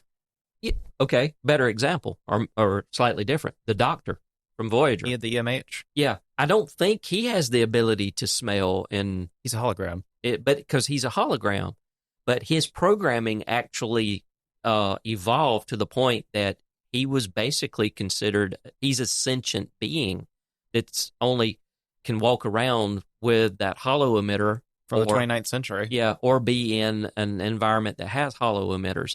But his consciousness actually exists in the computer itself. It's basically an execution thread. Yeah. Now, we're talking about 25th century type stuff. I get that, but also fantasy. Fantasy, that's true. That's true. I mean, I don't think that we're going to get to the point where you see in like horror films where Skynet becomes self-aware, and because that's literally an AGI. It can make decisions based on its own thought processes, its own opinions, data that it pulls in and says, okay, humans need to be wiped off the face of the freaking planet. It doesn't just decide that. It's been given the task to make things better. And True. then it looks at everything and goes, well, humans are the problem. Yeah, which is not wrong. That's the thing. Because... And so, but that's how it makes its determination. It went through what's wrong and what caused all this. And, yeah, you fuck. That's because it was not given the biases that humans have. And so to us, we're like, well, what's wrong? Make things better. It's implicitly make things better for us. You give an unfeeling, uncaring machine that isn't human a task to make things better. We're just a data point. Yeah. So everything's a data point. Logically, it could quote unquote turn on humans because if you give it such a vague task, well, you didn't constrain it well enough. You didn't say, well, what is better? It's like, even in one, back to the Star Trek comparison, there was an episode of, I believe, TNG where Geordi asks the computer to create an adversary that can defeat Data. Yeah, he screwed up. It was too vague.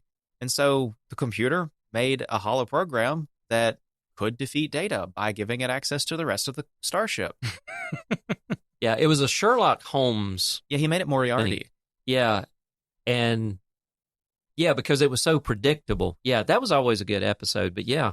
And so that's the thing with all of these. You give a computer, whether it can understand natural language or not, you give it a command and a task with effectively no limits, and it will come up with rather inventive ways of accomplishing those. But that's not AGI, necessarily. Depends on your definition of AGI. I know, that's where we get into the weeds on that, because the thing I think that even if it gets to the point where it seems eerily similar to human thought, human emotion, and all of that, it's always going to lack the one thing that we have that we like to call humanity.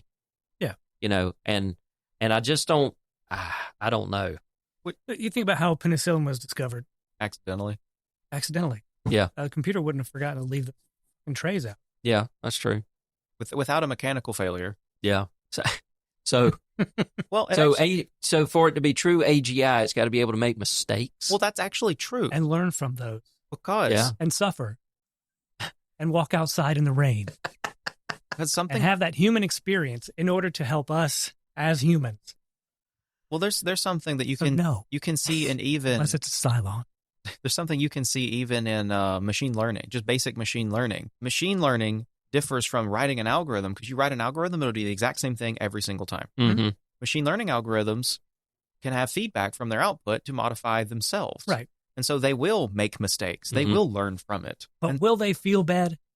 No. They're too simple to... Will they suffer? They're too simple to elicit feelings onto them. That's how some things are invented. That's how some decisions are made. Well, yeah. It will never be uncomfortable. And so, no, it's not going to... Human consciousness... mimic us. Human consciousness is so unimaginably complex. Yeah. That our current level of computational power doesn't come anywhere close to being able to mimic it. What we're doing right now is mimicking our senses. ChatGPT, it kind of sounds like and talks like a human. That's basically a mouth with no brain. Yeah. It can sound human, but isn't human. Think of a parrot. Sorry, I was about to make another political, but so I'll refrain. But consider parrots. They can be taught to speak. Yeah. They don't know what they're saying. True. ChatGPT is the same way. It doesn't really understand what it's outputting. It's outputting sentence-like structures based on a set of inputs and some other parameters it's received. It doesn't know anything about what it's talking about. Do you have ChatGPT on your phone? Yeah. This is it. And once you get the iPhone... Do you talk to it? No. Once you get the iPhone 16 Pro, it has ChatGPT built right in. Nice. It's part of Apple Intelligence. They even showed it. They had it ask it something about a photograph, and it was like, oh, here's some stuff, and it said from ChatGPT. It's like, okay. Thanks. I'm curious. Hang on. Hey, will you ever achieve AGI? How smart are you? Okay. I don't have goals or aspirations, so I won't achieve anything in a personal sense, including AGI. Then it specifies artificial general intelligence. However, it's possible that future advancements in AI could result in AGI, an AI system capable of understanding, learning, and performing any intellectual task that a human can. Whether that happens and when is still uncertain and a subject of ongoing research. As for my intelligence, I am highly specialized. I excel at tasks that involve language understanding, generating human-like text, providing information, and problem-solving within defined parameters. But I don't have general understanding or self-awareness. I don't possess creativity, emotional intelligence, or reasoning skills in the same way a human does, nor can I truly understand, in quotes, concepts like a person can. My, quote, intelligence is based on patterns in data and information, not innate awareness. Wow, it just roasted itself. It did. I love it. I mean, I will say no. No. I'll stick with no. You'll stick with no. It won't. Not in my lifetime, and that's really all that matters to me. So what's the picture that nobody else can see? This is a picture of... No, I didn't know if I was being able to bring it up. This is the picture that I sent and said, I would like a piece of art to go above the headboard. I would like a simple, elegant piece to hang over the headboard covering those wall plates. Yeah. And it sent me a whole scene. So that's what it sent. I mean, that's pretty. That's nice. It works. Same general colors. That's not your room. No, it's not my room. But it said, and maybe if you buy this furniture and put this nice deck and raise your walls another 4 feet. Remodel your house. Remodel the room, yes. So that's the image I said. I see the inspiration. Yeah. I just wanted something that I could just directly go to my print guy and say, hey, print this on canvas. It did. It gave you that image. Have them print that. A picture of the bedroom, of an AI bedroom. Of the bedroom that I don't have? Yes. To put over the bed. Yeah, that's it. I like it. That probably wouldn't be a terrible idea. It's a representation of what this could be. That's what this... I'll bring a photo of what I create for that space. There you go. But back on the topic of AI and really reaching their OpenAI's level 2, it says, let me back up on the thing about will we achieve AGI ever? Mm-hmm. I think it depends entirely on what computing platform we build it on, because as we're advancing our technology, we're reaching the ends of silicon. Yeah, we can only pack transistors into each other, next to each other, so well. Transistors are also quite limiting; they're either on or off. Humans and other biological creatures don't operate in on and off. We don't operate in fixed patterns of little switches. So do we need living computers? We're going to get to the point of living computers to a point. Yeah. Where we're already doing that. We have, we're doing like biomimetic kind of things where very basic biological structures can be controlled with electrical signals. That research is being done into that right now. And so logically, if you extend that further, you could end up with a form of analog computing, whether that's electrical analog or if it's biological analog computing, where you basically have like a PCI card that has, like Voyager had, the biogel packs. Yeah.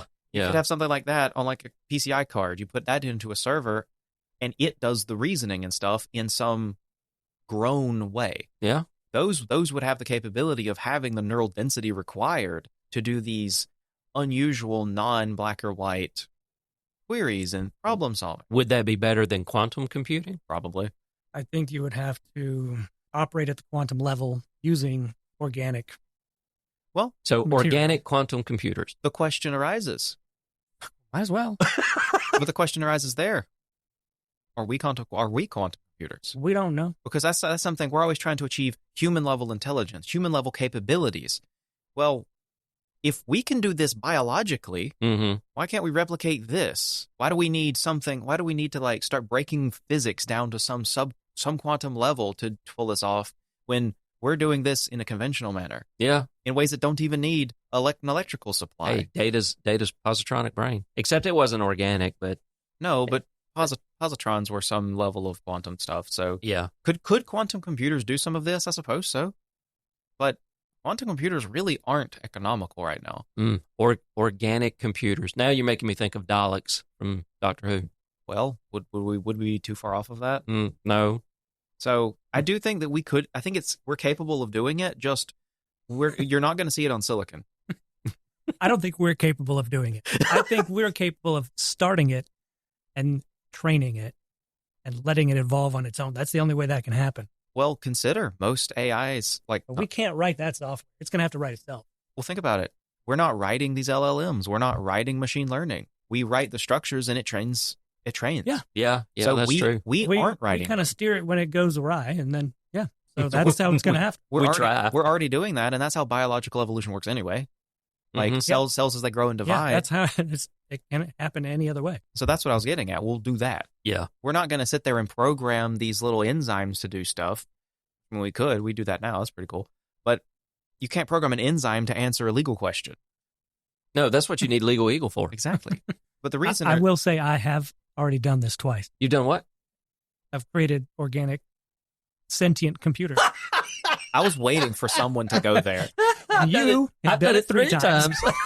And they all have their damnedest opinions. Yeah, they do. But the level 2 reasoners, it says human level problem solving. I take a bit of an issue for that because what is human level problem solving? If you look at humanity in recent time, they've really been putting that bar on the ground. I know people who, and you know them, we've all seen them. A pop-up shows up on their computer and their entire day has gone off the rails. They don't know to click, okay, close program, restart it. Yeah. That's human level problem solving on both of our parts. Human level problem solving is a person not understanding what to do there, but human level problem solving is also us going, you click okay, restart the computer. Yeah. They're both human level problem solving. Also, a toddler figuring out to group blocks by color or shape. That's human level problem solving. Don't stick the fork in the electrical outlet. Yeah, or children stacking their toys up to climb over a gate that they otherwise can't reach. Yeah. That's human level problem solving. So just saying human level problem solving is too vague. It could be anything from you built a robot that can figure out how to climb a gate by stacking up stuff around it to inventing some new battery technology. That's also human level problem solving. These are completely different. What I'm hearing is that we'll probably wind up like Dune. And in the universe of Dune, they abolished artificial intelligence, I think, due to some war. And the only things that are computerized is they have humans that are called mentats, human computers that can literally do calculations as fast as our modern day computers can now. Impressive. Yeah. But that when you're just, I'm like, yep, organic human compute. Yeah. Mentats. Yep. Dune. Yeah. I feel like what we're going to, if we really do start having AI technologies that can start showing actual problem solving capabilities, which I know ChatGPT earlier said it can solve problems. It really can't. It's terrible. Like tic-tac-toe. It's terrible at math. They can't do math. ChatGPT actually cannot do math. Language models cannot do computation. Okay. The only reason you can give it some math and it can solve it is because it's seen it before. But it doesn't actually, and you can fool it. You can say 1 + 1 = 3, and it may argue with you, and you can convince it that 1 + 1 = 3, and then ask it, hey, what is 1 + 1? And it will still give you 2. We have just discovered that Tyler is actually ChatGPT. I am far better, excuse you. Okay. All right. So I'm sure we could be AI to death for another 3 hours. Well, I think what Ben is saying, not in our lifetime, basically. Which is all that matters to me. Yeah. So when I'm dead, you guys can have it. Well, I theoretically would have a longer lifetime than either of you. I was going to say, you guys, I'm older than you. I'll be dead first. Well, same. In theory, I will. If you're dead, I'm dead to you. Wow. Yeah. I just felt that I'm about to have an existential crisis now. Well, if he's dead... Don't get me started. If he's dead, then he's dead to you. I've been doing this for 2 years. Did you see the Chase Bank glitch? I saw videos on Twitter of people at making the attempt, and I never really found out what it was until I read your synopsis. Yeah. And that led me to believe everything I saw on Twitter. I was like, yep, that sounds like something stupid people would. So basically what we have is it's a recent incident involving a supposed glitch at Chase Bank ATMs that led people to believe that they could withdraw large sums of money by depositing fake checks. This trend, dubbed an infinite money hack, saw users flaunt their gains on social media. However, experts quickly clarified that this was classic check fraud, which can result in severe penalties, including hefty fines and imprisonment. Chase Bank swiftly addressed the issue, reversing the fraudulent transactions and leaving many participants with massive negative balances. As videos of people celebrating their ill-gotten gains emerged, so did updates showing their shock at the consequences, with some accounts being overdrawn by tens of thousands of dollars. Financial educators and social media users warned of the serious legal repercussions, mocking those who fell for the scheme. The maximum punishment for such fraud can include fines up to $1 million and 30 years in prison. So basically, they wrote checks, fake checks, and then they deposited them through an ATM. And because of the way the system did it, from what I understand, it automatically made a portion of the check available in your checking account, which I thought was so weird. I never knew that this was something that any of these ATM depositing situations would actually do. So, and I don't know if it was like 50% or 25%. I can't remember what the article said, but let's just say for, safety, you write a $10,000 check and it made available like $4,000 immediately that you could withdraw. Except these people were writing massively larger checks. There was one I saw where they were talking about how they were crying because now their checking account was negative $35,000. And they've already spent the money. I think I've seen one that was like minus 90,000 or something. Yeah. And they're like, their lives are basically destroyed because they can't come up with that kind of money. Because they believed something they saw on Twitter and immediately went out and tried it. Dropped it. Yeah. The videos of some of these that I saw where the dudes were just running around, holding just gobs of cash and just throwing it in the air like, hey, Some of those were staged, by the way. Well, I know that one seemed like it was staged to me. It was. There's a freeze frame where the money says motion picture money. Okay. All right. Well, I'll concede that because I thought that was the dumbest thing. You just found a loophole. You got this cash and you're going to throw it around. Well, because flaunting your money, it's like, I have so much money, I don't care if I lose a few hundred here and there. That mindset is what they were appearing to be like. It was overdone on purpose. But apparently the viewers on TikTok were completely unaware. All of a sudden, we have a whole lot more adults in the world. Does being in debt make you an adult? That lesson will. Yeah. And it may make you more of an adult once you get in prison. I don't understand this at all. How human beings. I mean, I constantly wake up every day and see something on the internet that I slap my forehead and I'm like, I don't get it. How can anybody? Are people really this stupid? Yes. They legitimately, we joked about the fact that there are people out there that think that just because they have checks in the checkbook, honestly, who uses checks anymore? But I don't write them. I receive them. I write them to the county when I pay my car tags. Oh, I do it all online. Oh. I'll pay the convenience fee just so I don't have to write a check. I pay $1 whole of convenience fee. Yeah, it's $1. Come on. I won't pay the mail fee. I'll drive it over there because I'm already in town. Yeah, but if you do it online, you just pay $1. Well, it's I actually don't get to see pretty people. No, it's actually $2 if you pay it online. You still have to pay the mail fee. All right, let's argue about that. Okay, whatever. But the point is, where was I going? I don't know. You sidetracked me. Checkbooks. Checkbooks. Yeah, so there are people, probably still to this day, but I do remember this growing up, and I've heard that well, I've got money as long as I got checks in the checkbook, right? Yeah, it's been a funny joke. It's been a funny joke, but apparently there are people that legitimately believe this, because they legitimately believe that they can deposit a $75,000 check that they wrote to themselves. Well, they might have stolen a checkbook. I don't know. Pretty much every checking account from every bank, you can request a checkbook. They'll mail you one. Yeah. I mean, I have mine made through Walmart. Yeah, you can do that too. I got mine through my bank. 2016 when I made the account, and I've used 2 checks. One was voided just to prove that I have an account.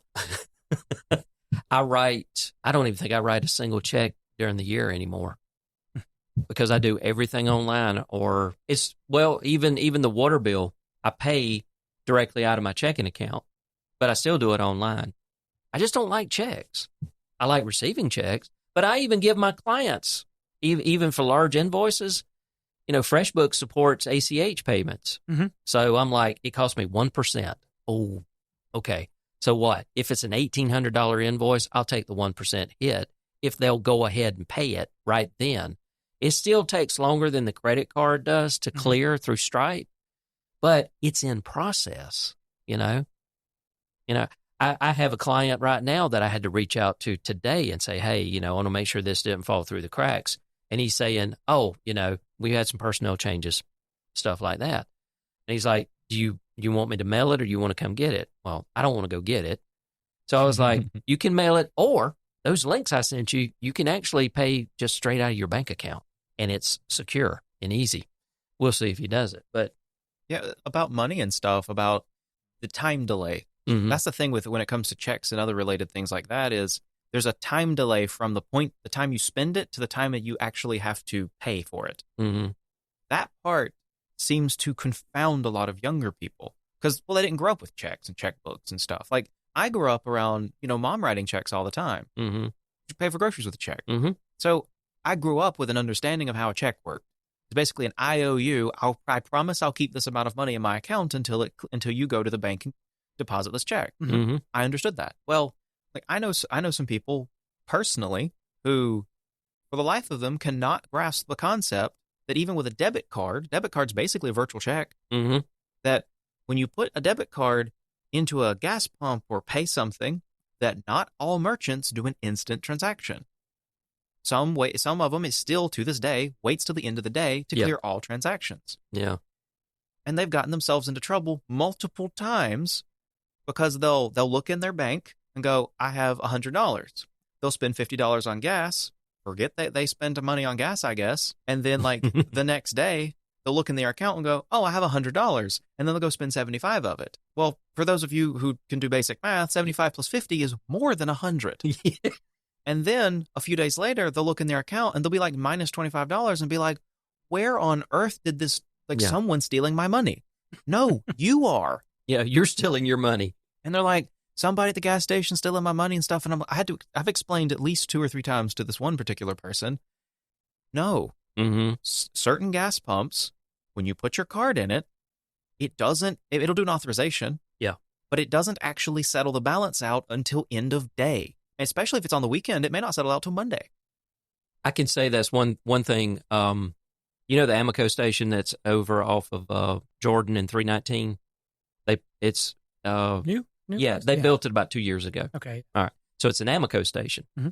Well, I stop off and get gas there now because a lot of times, that's the direction we go to pick groceries up on Friday. And sometimes I just go over there because Inmark over here on 82 started, the NFC started refusing to work with my phone because I use my phone because I put everything on my Apple credit card.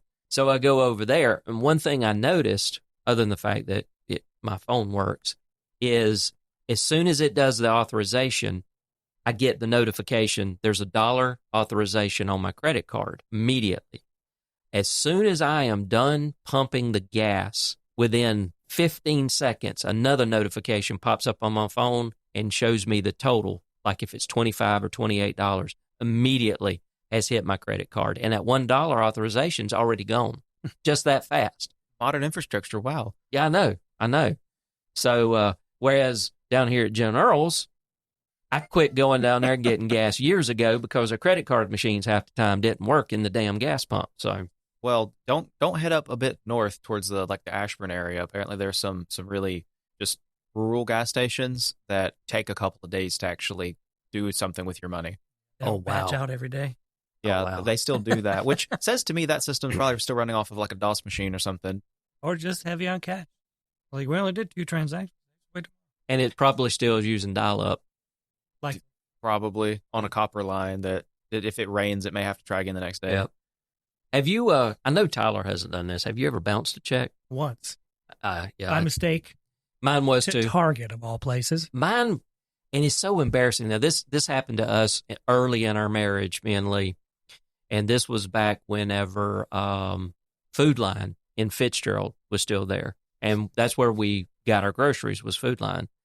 And somehow or another, one of us, I manage all the money now. No slight against my wife. It's just, I'm anal retentive when it comes to money. It has to be one person's job. Yeah. And also run a business now that has heavy influence on the finances. Well, that's true too. So. But we accidentally bounced one at Food Line. And God, man, going, and the fees, they charged you, let's see, I think Food Line charged a fee of like $25 or $35, and the bank charged a fee. So it's like, wait a minute. For this one bounce check that maybe it only bounced because it was $2 over what I had available in the checking account, now just cost me roughly $50, which is one of the things that the Biden administration has been working on as far as capping what banks can charge and stuff like that. Yeah.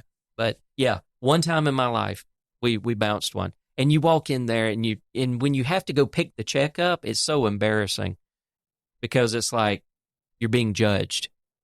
And it's like, I didn't mean to do this. I'm not a deadbeat. I wasn't trying to play the system or I wasn't trying to get ahead, play the game back then. Racing the check and the deposit and all this other kind of stuff. We weren't doing that. Yeah. But yeah, one time. Yeah, the closest I've come was I attempted a Cash App transaction without enough money in my checking account because I forgot to transfer the money into that account first. But it told you no. It declined immediately because you had your debit card to Cash App. Yeah. And so it does an authorization for the amount and went, Mm-hmm. That's the closest I've ever come. I wonder if that's probably the reason why you can't do credit cards, or at least you used to couldn't. You can do credit cards through Cash App, but certain cards you can't. Yeah. Like my credit cards, it won't accept. But if you do them that way, they charge hellacious fees. Yeah. Yeah. Well, I mean, it's almost like going and getting cash off of a credit card. It's usually like 30% or some nonsense. Yeah. It's crazy. My credit cards, the cash advanced is the same as the APR. Yeah. Plus like $5. It's I would not want to do that. But but that's also like the whole bouncing a check thing. That was one of the major features touted of the checking account that I got back in 2016 was you could turn on overdraft protection. Mm-hmm. It's all overdraft protection is whenever once you set it up, you basically say, here's my checking account. Mm-hmm. If it attempts to be overdrawn, transfer money from this other account. Yeah. They won't spot you. It will just automatic transfer. Yeah. So that would mean that if you go to you write somebody a check, you're $2 short, and then when they go to deposit the check, it hits the bank systems. The bank system goes, you're $2 short, transfers $2 out of your savings or whatever into the check, so it clears, saving you $70 of fees. Yeah. Except now you've got services like Chime. Is it Chime? Chime's one of them. Yeah, where they claim that they have overdraft protection where you can up to $200 can write a check over or do a money transfer over, and they will cover it. Basically a loan. Yeah. Now, I have to wonder, I've never looked into it, but I have to wonder if it's they charge you any kind of percentage on that. Like, why would they not? I mean, it would make sense, right? And it's probably high. I got to give credit to Ally. I used to bank with Ally. And, when I was working in Atlanta, we had a house in Adel and I had an apartment in Atlanta, and I didn't make that much money. Yeah. So it was, pretty slim a lot of times. And I had a couple of overdrafts. I had no bounce checks because write me checks. Mm-hmm. But the overdraft fee, $9. That's it. That's not bad. I mean, I thought that was fair. Yeah. Ally also has historically had some of the highest savings APRs. Yeah. They usually beat out Capital One. They're high. Even when the federal rate was really low. And so like getting 1% on your savings was incredible. Mm-hmm. Ally would almost always have 0.25% higher than everyone else. Yeah. Ally has no brick and mortar facility. Capital One barely does. Yeah, but they have some.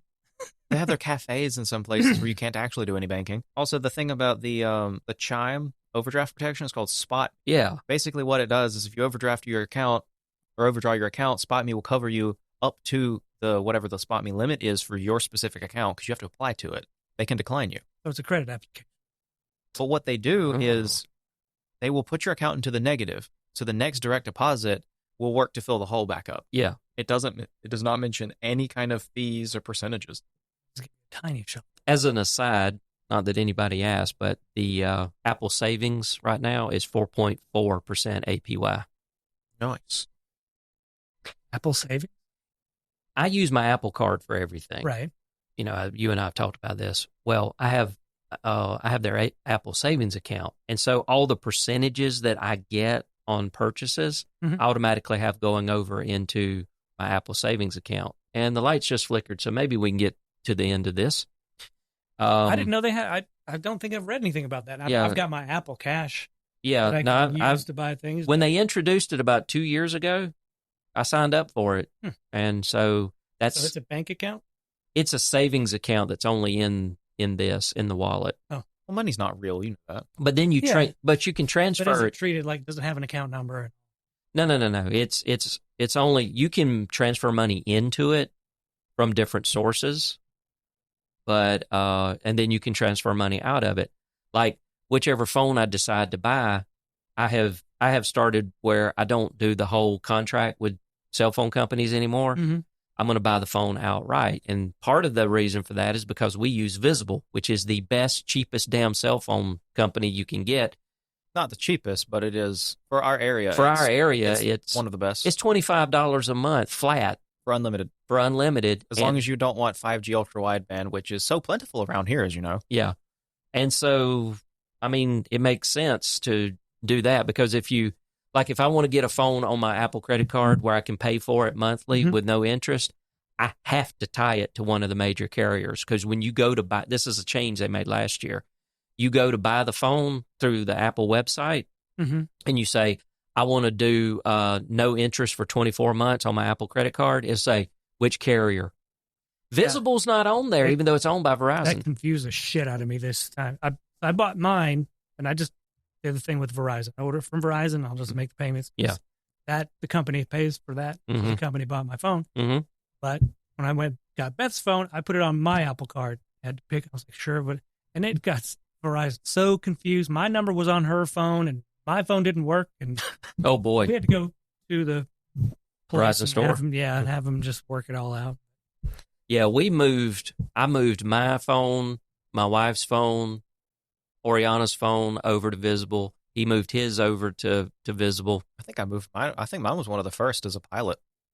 I did mine first. I said one of the first. Yeah, you did yours, and then I did the rest because the one we were all concerned about was your mom's.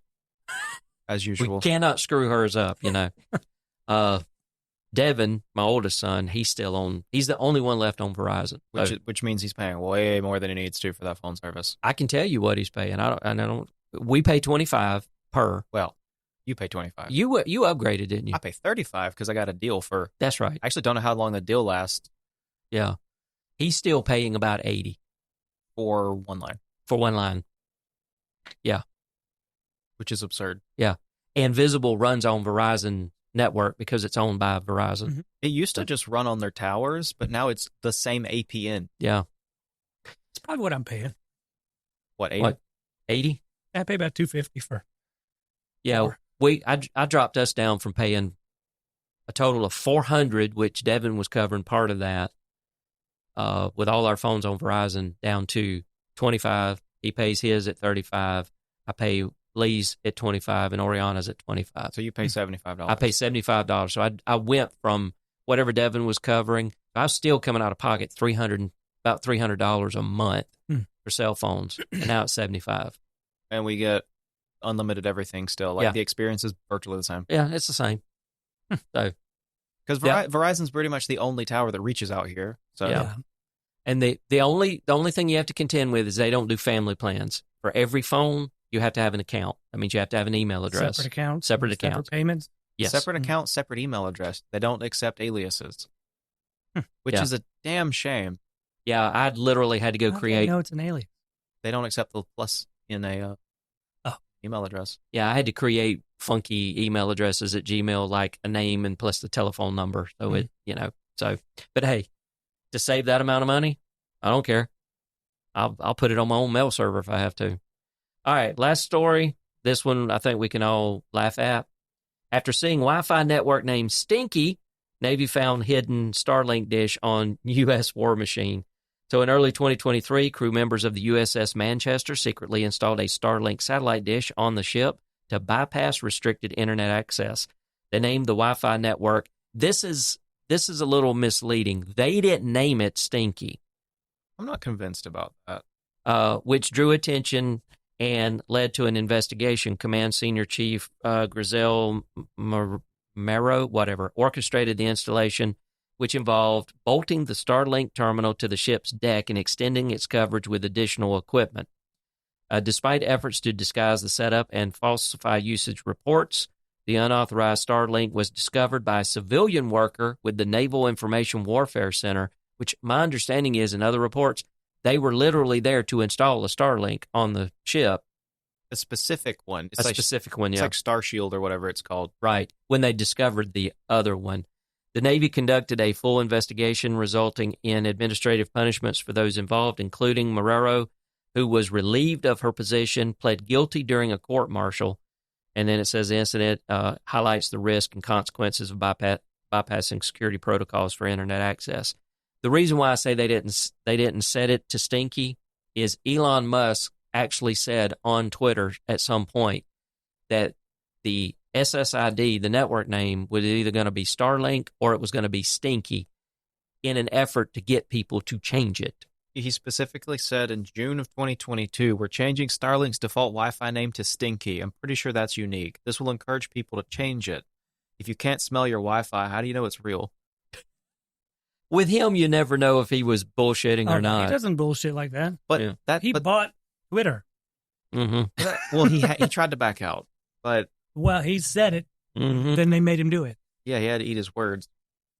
But the thing was like, it said a reader claims that then the SSID is actually STINKY, but the actual Starlink fact page says it's Starlink. So who's right? I'm not sure, because they eventually changed the network name to mimic a printer.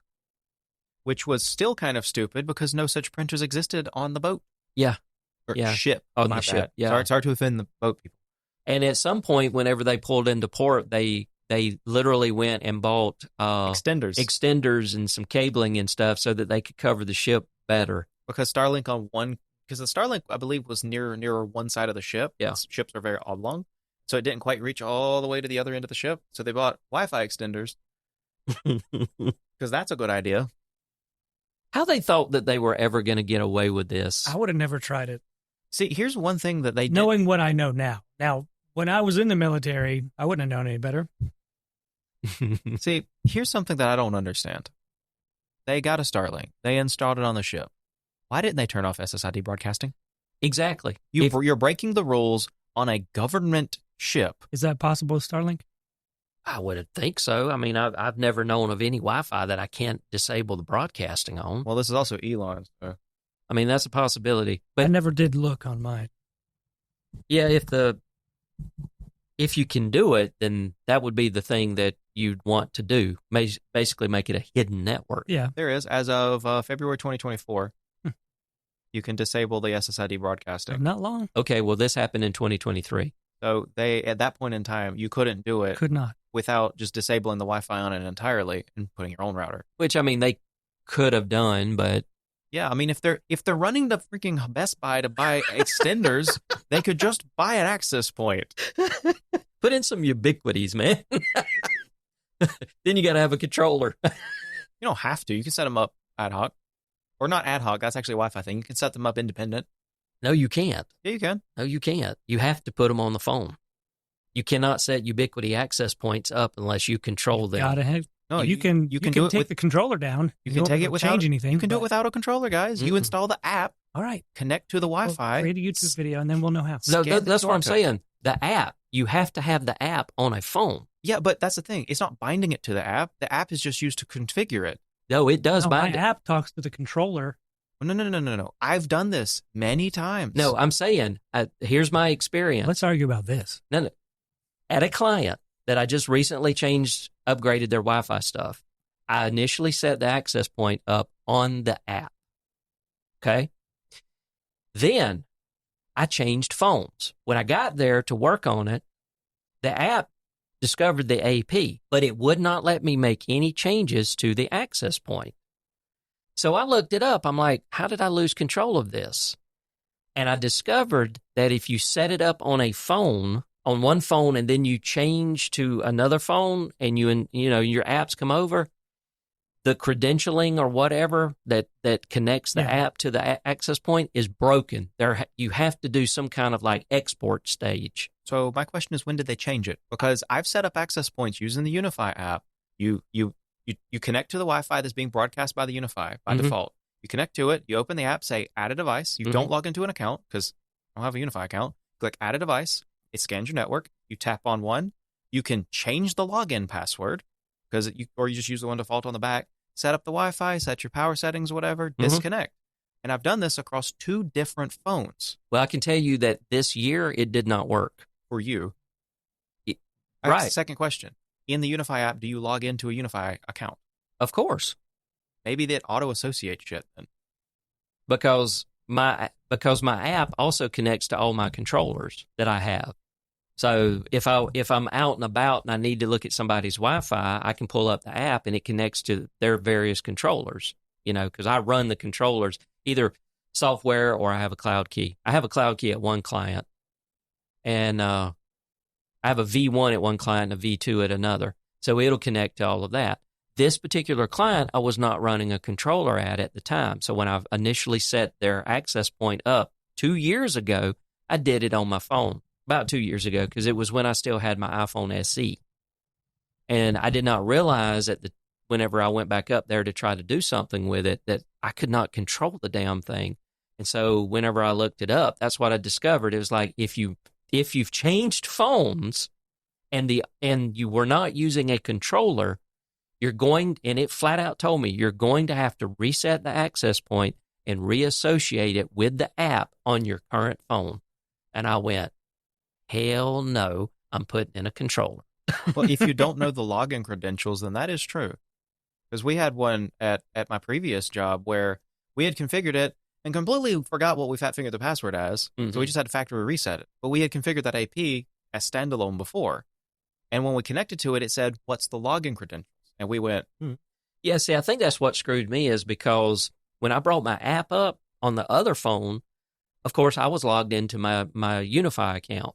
So it added it to that app under my Unify account. However, it would not take the username and password for my Unify account to get into that access point on this phone. And those were the only credentials that were ever set, because I never set a username and password on that particular access point when I installed it. I just brought it up and configured it in the app. Did you try UBNT? Yeah. Oh, trust me, dude, I tried everything. And that's when I've said, well, I'm going to have to come up here. They've got a Windows 2012 or 2016. I can't remember. Anyway, it's a Windows server. So I just enabled Hyper-V and installed the controller on it. And then, which I can confirm, you can still do exactly as I was saying. There's a help document on Unify that talks about setting up standalone access points without Unify. It says there are limitations.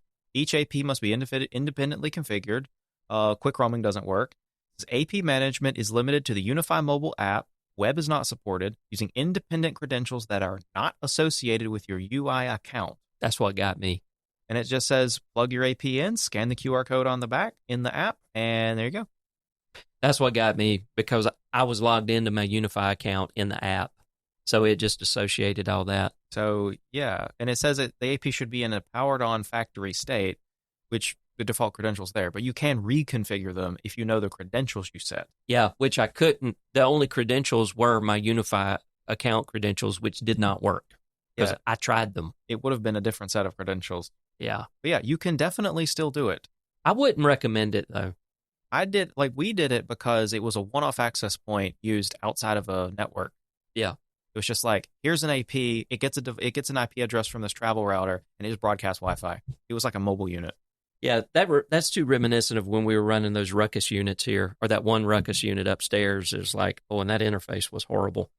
And then they updated the interface, and then they were like, hey, how about you try our cloud stuff? It cost X amount of dollars. And I'm like, how about I don't? Because Unify doesn't charge me anything. I just have to have hardware to run it on. All right, well, are you in agreement we'll try to do this about every 2 weeks or so? Yeah.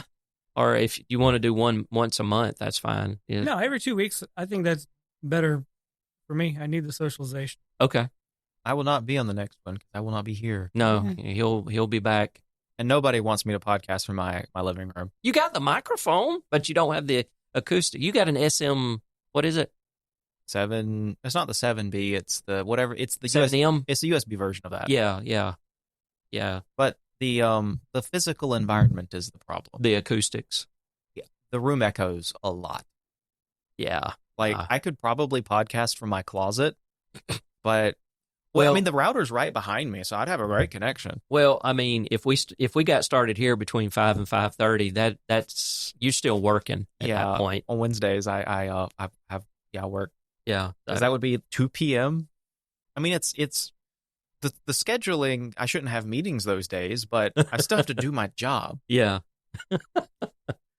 All right. Well, I guess we'll have maybe a second episode in about 2 weeks. We'll see how that goes. I'm all for it. You might see me again in 6 months or so if this is still going. Yeah, we'll see. We'll see. All right. Well, yeah, go to southgeeknews.com. That's where this episode and all the episodes will live.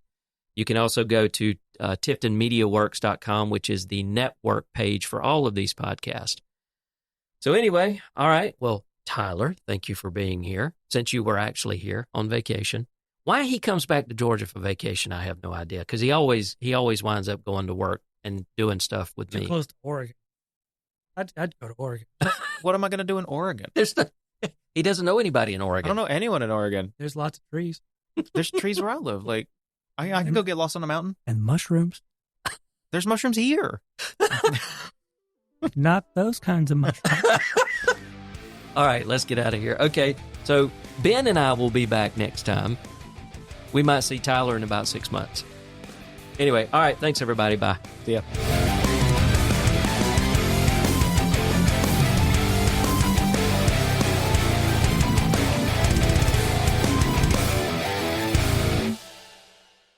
This has been a production of Tifton Media Works. Check out all our podcasts by visiting TiftonMediaWorks.com.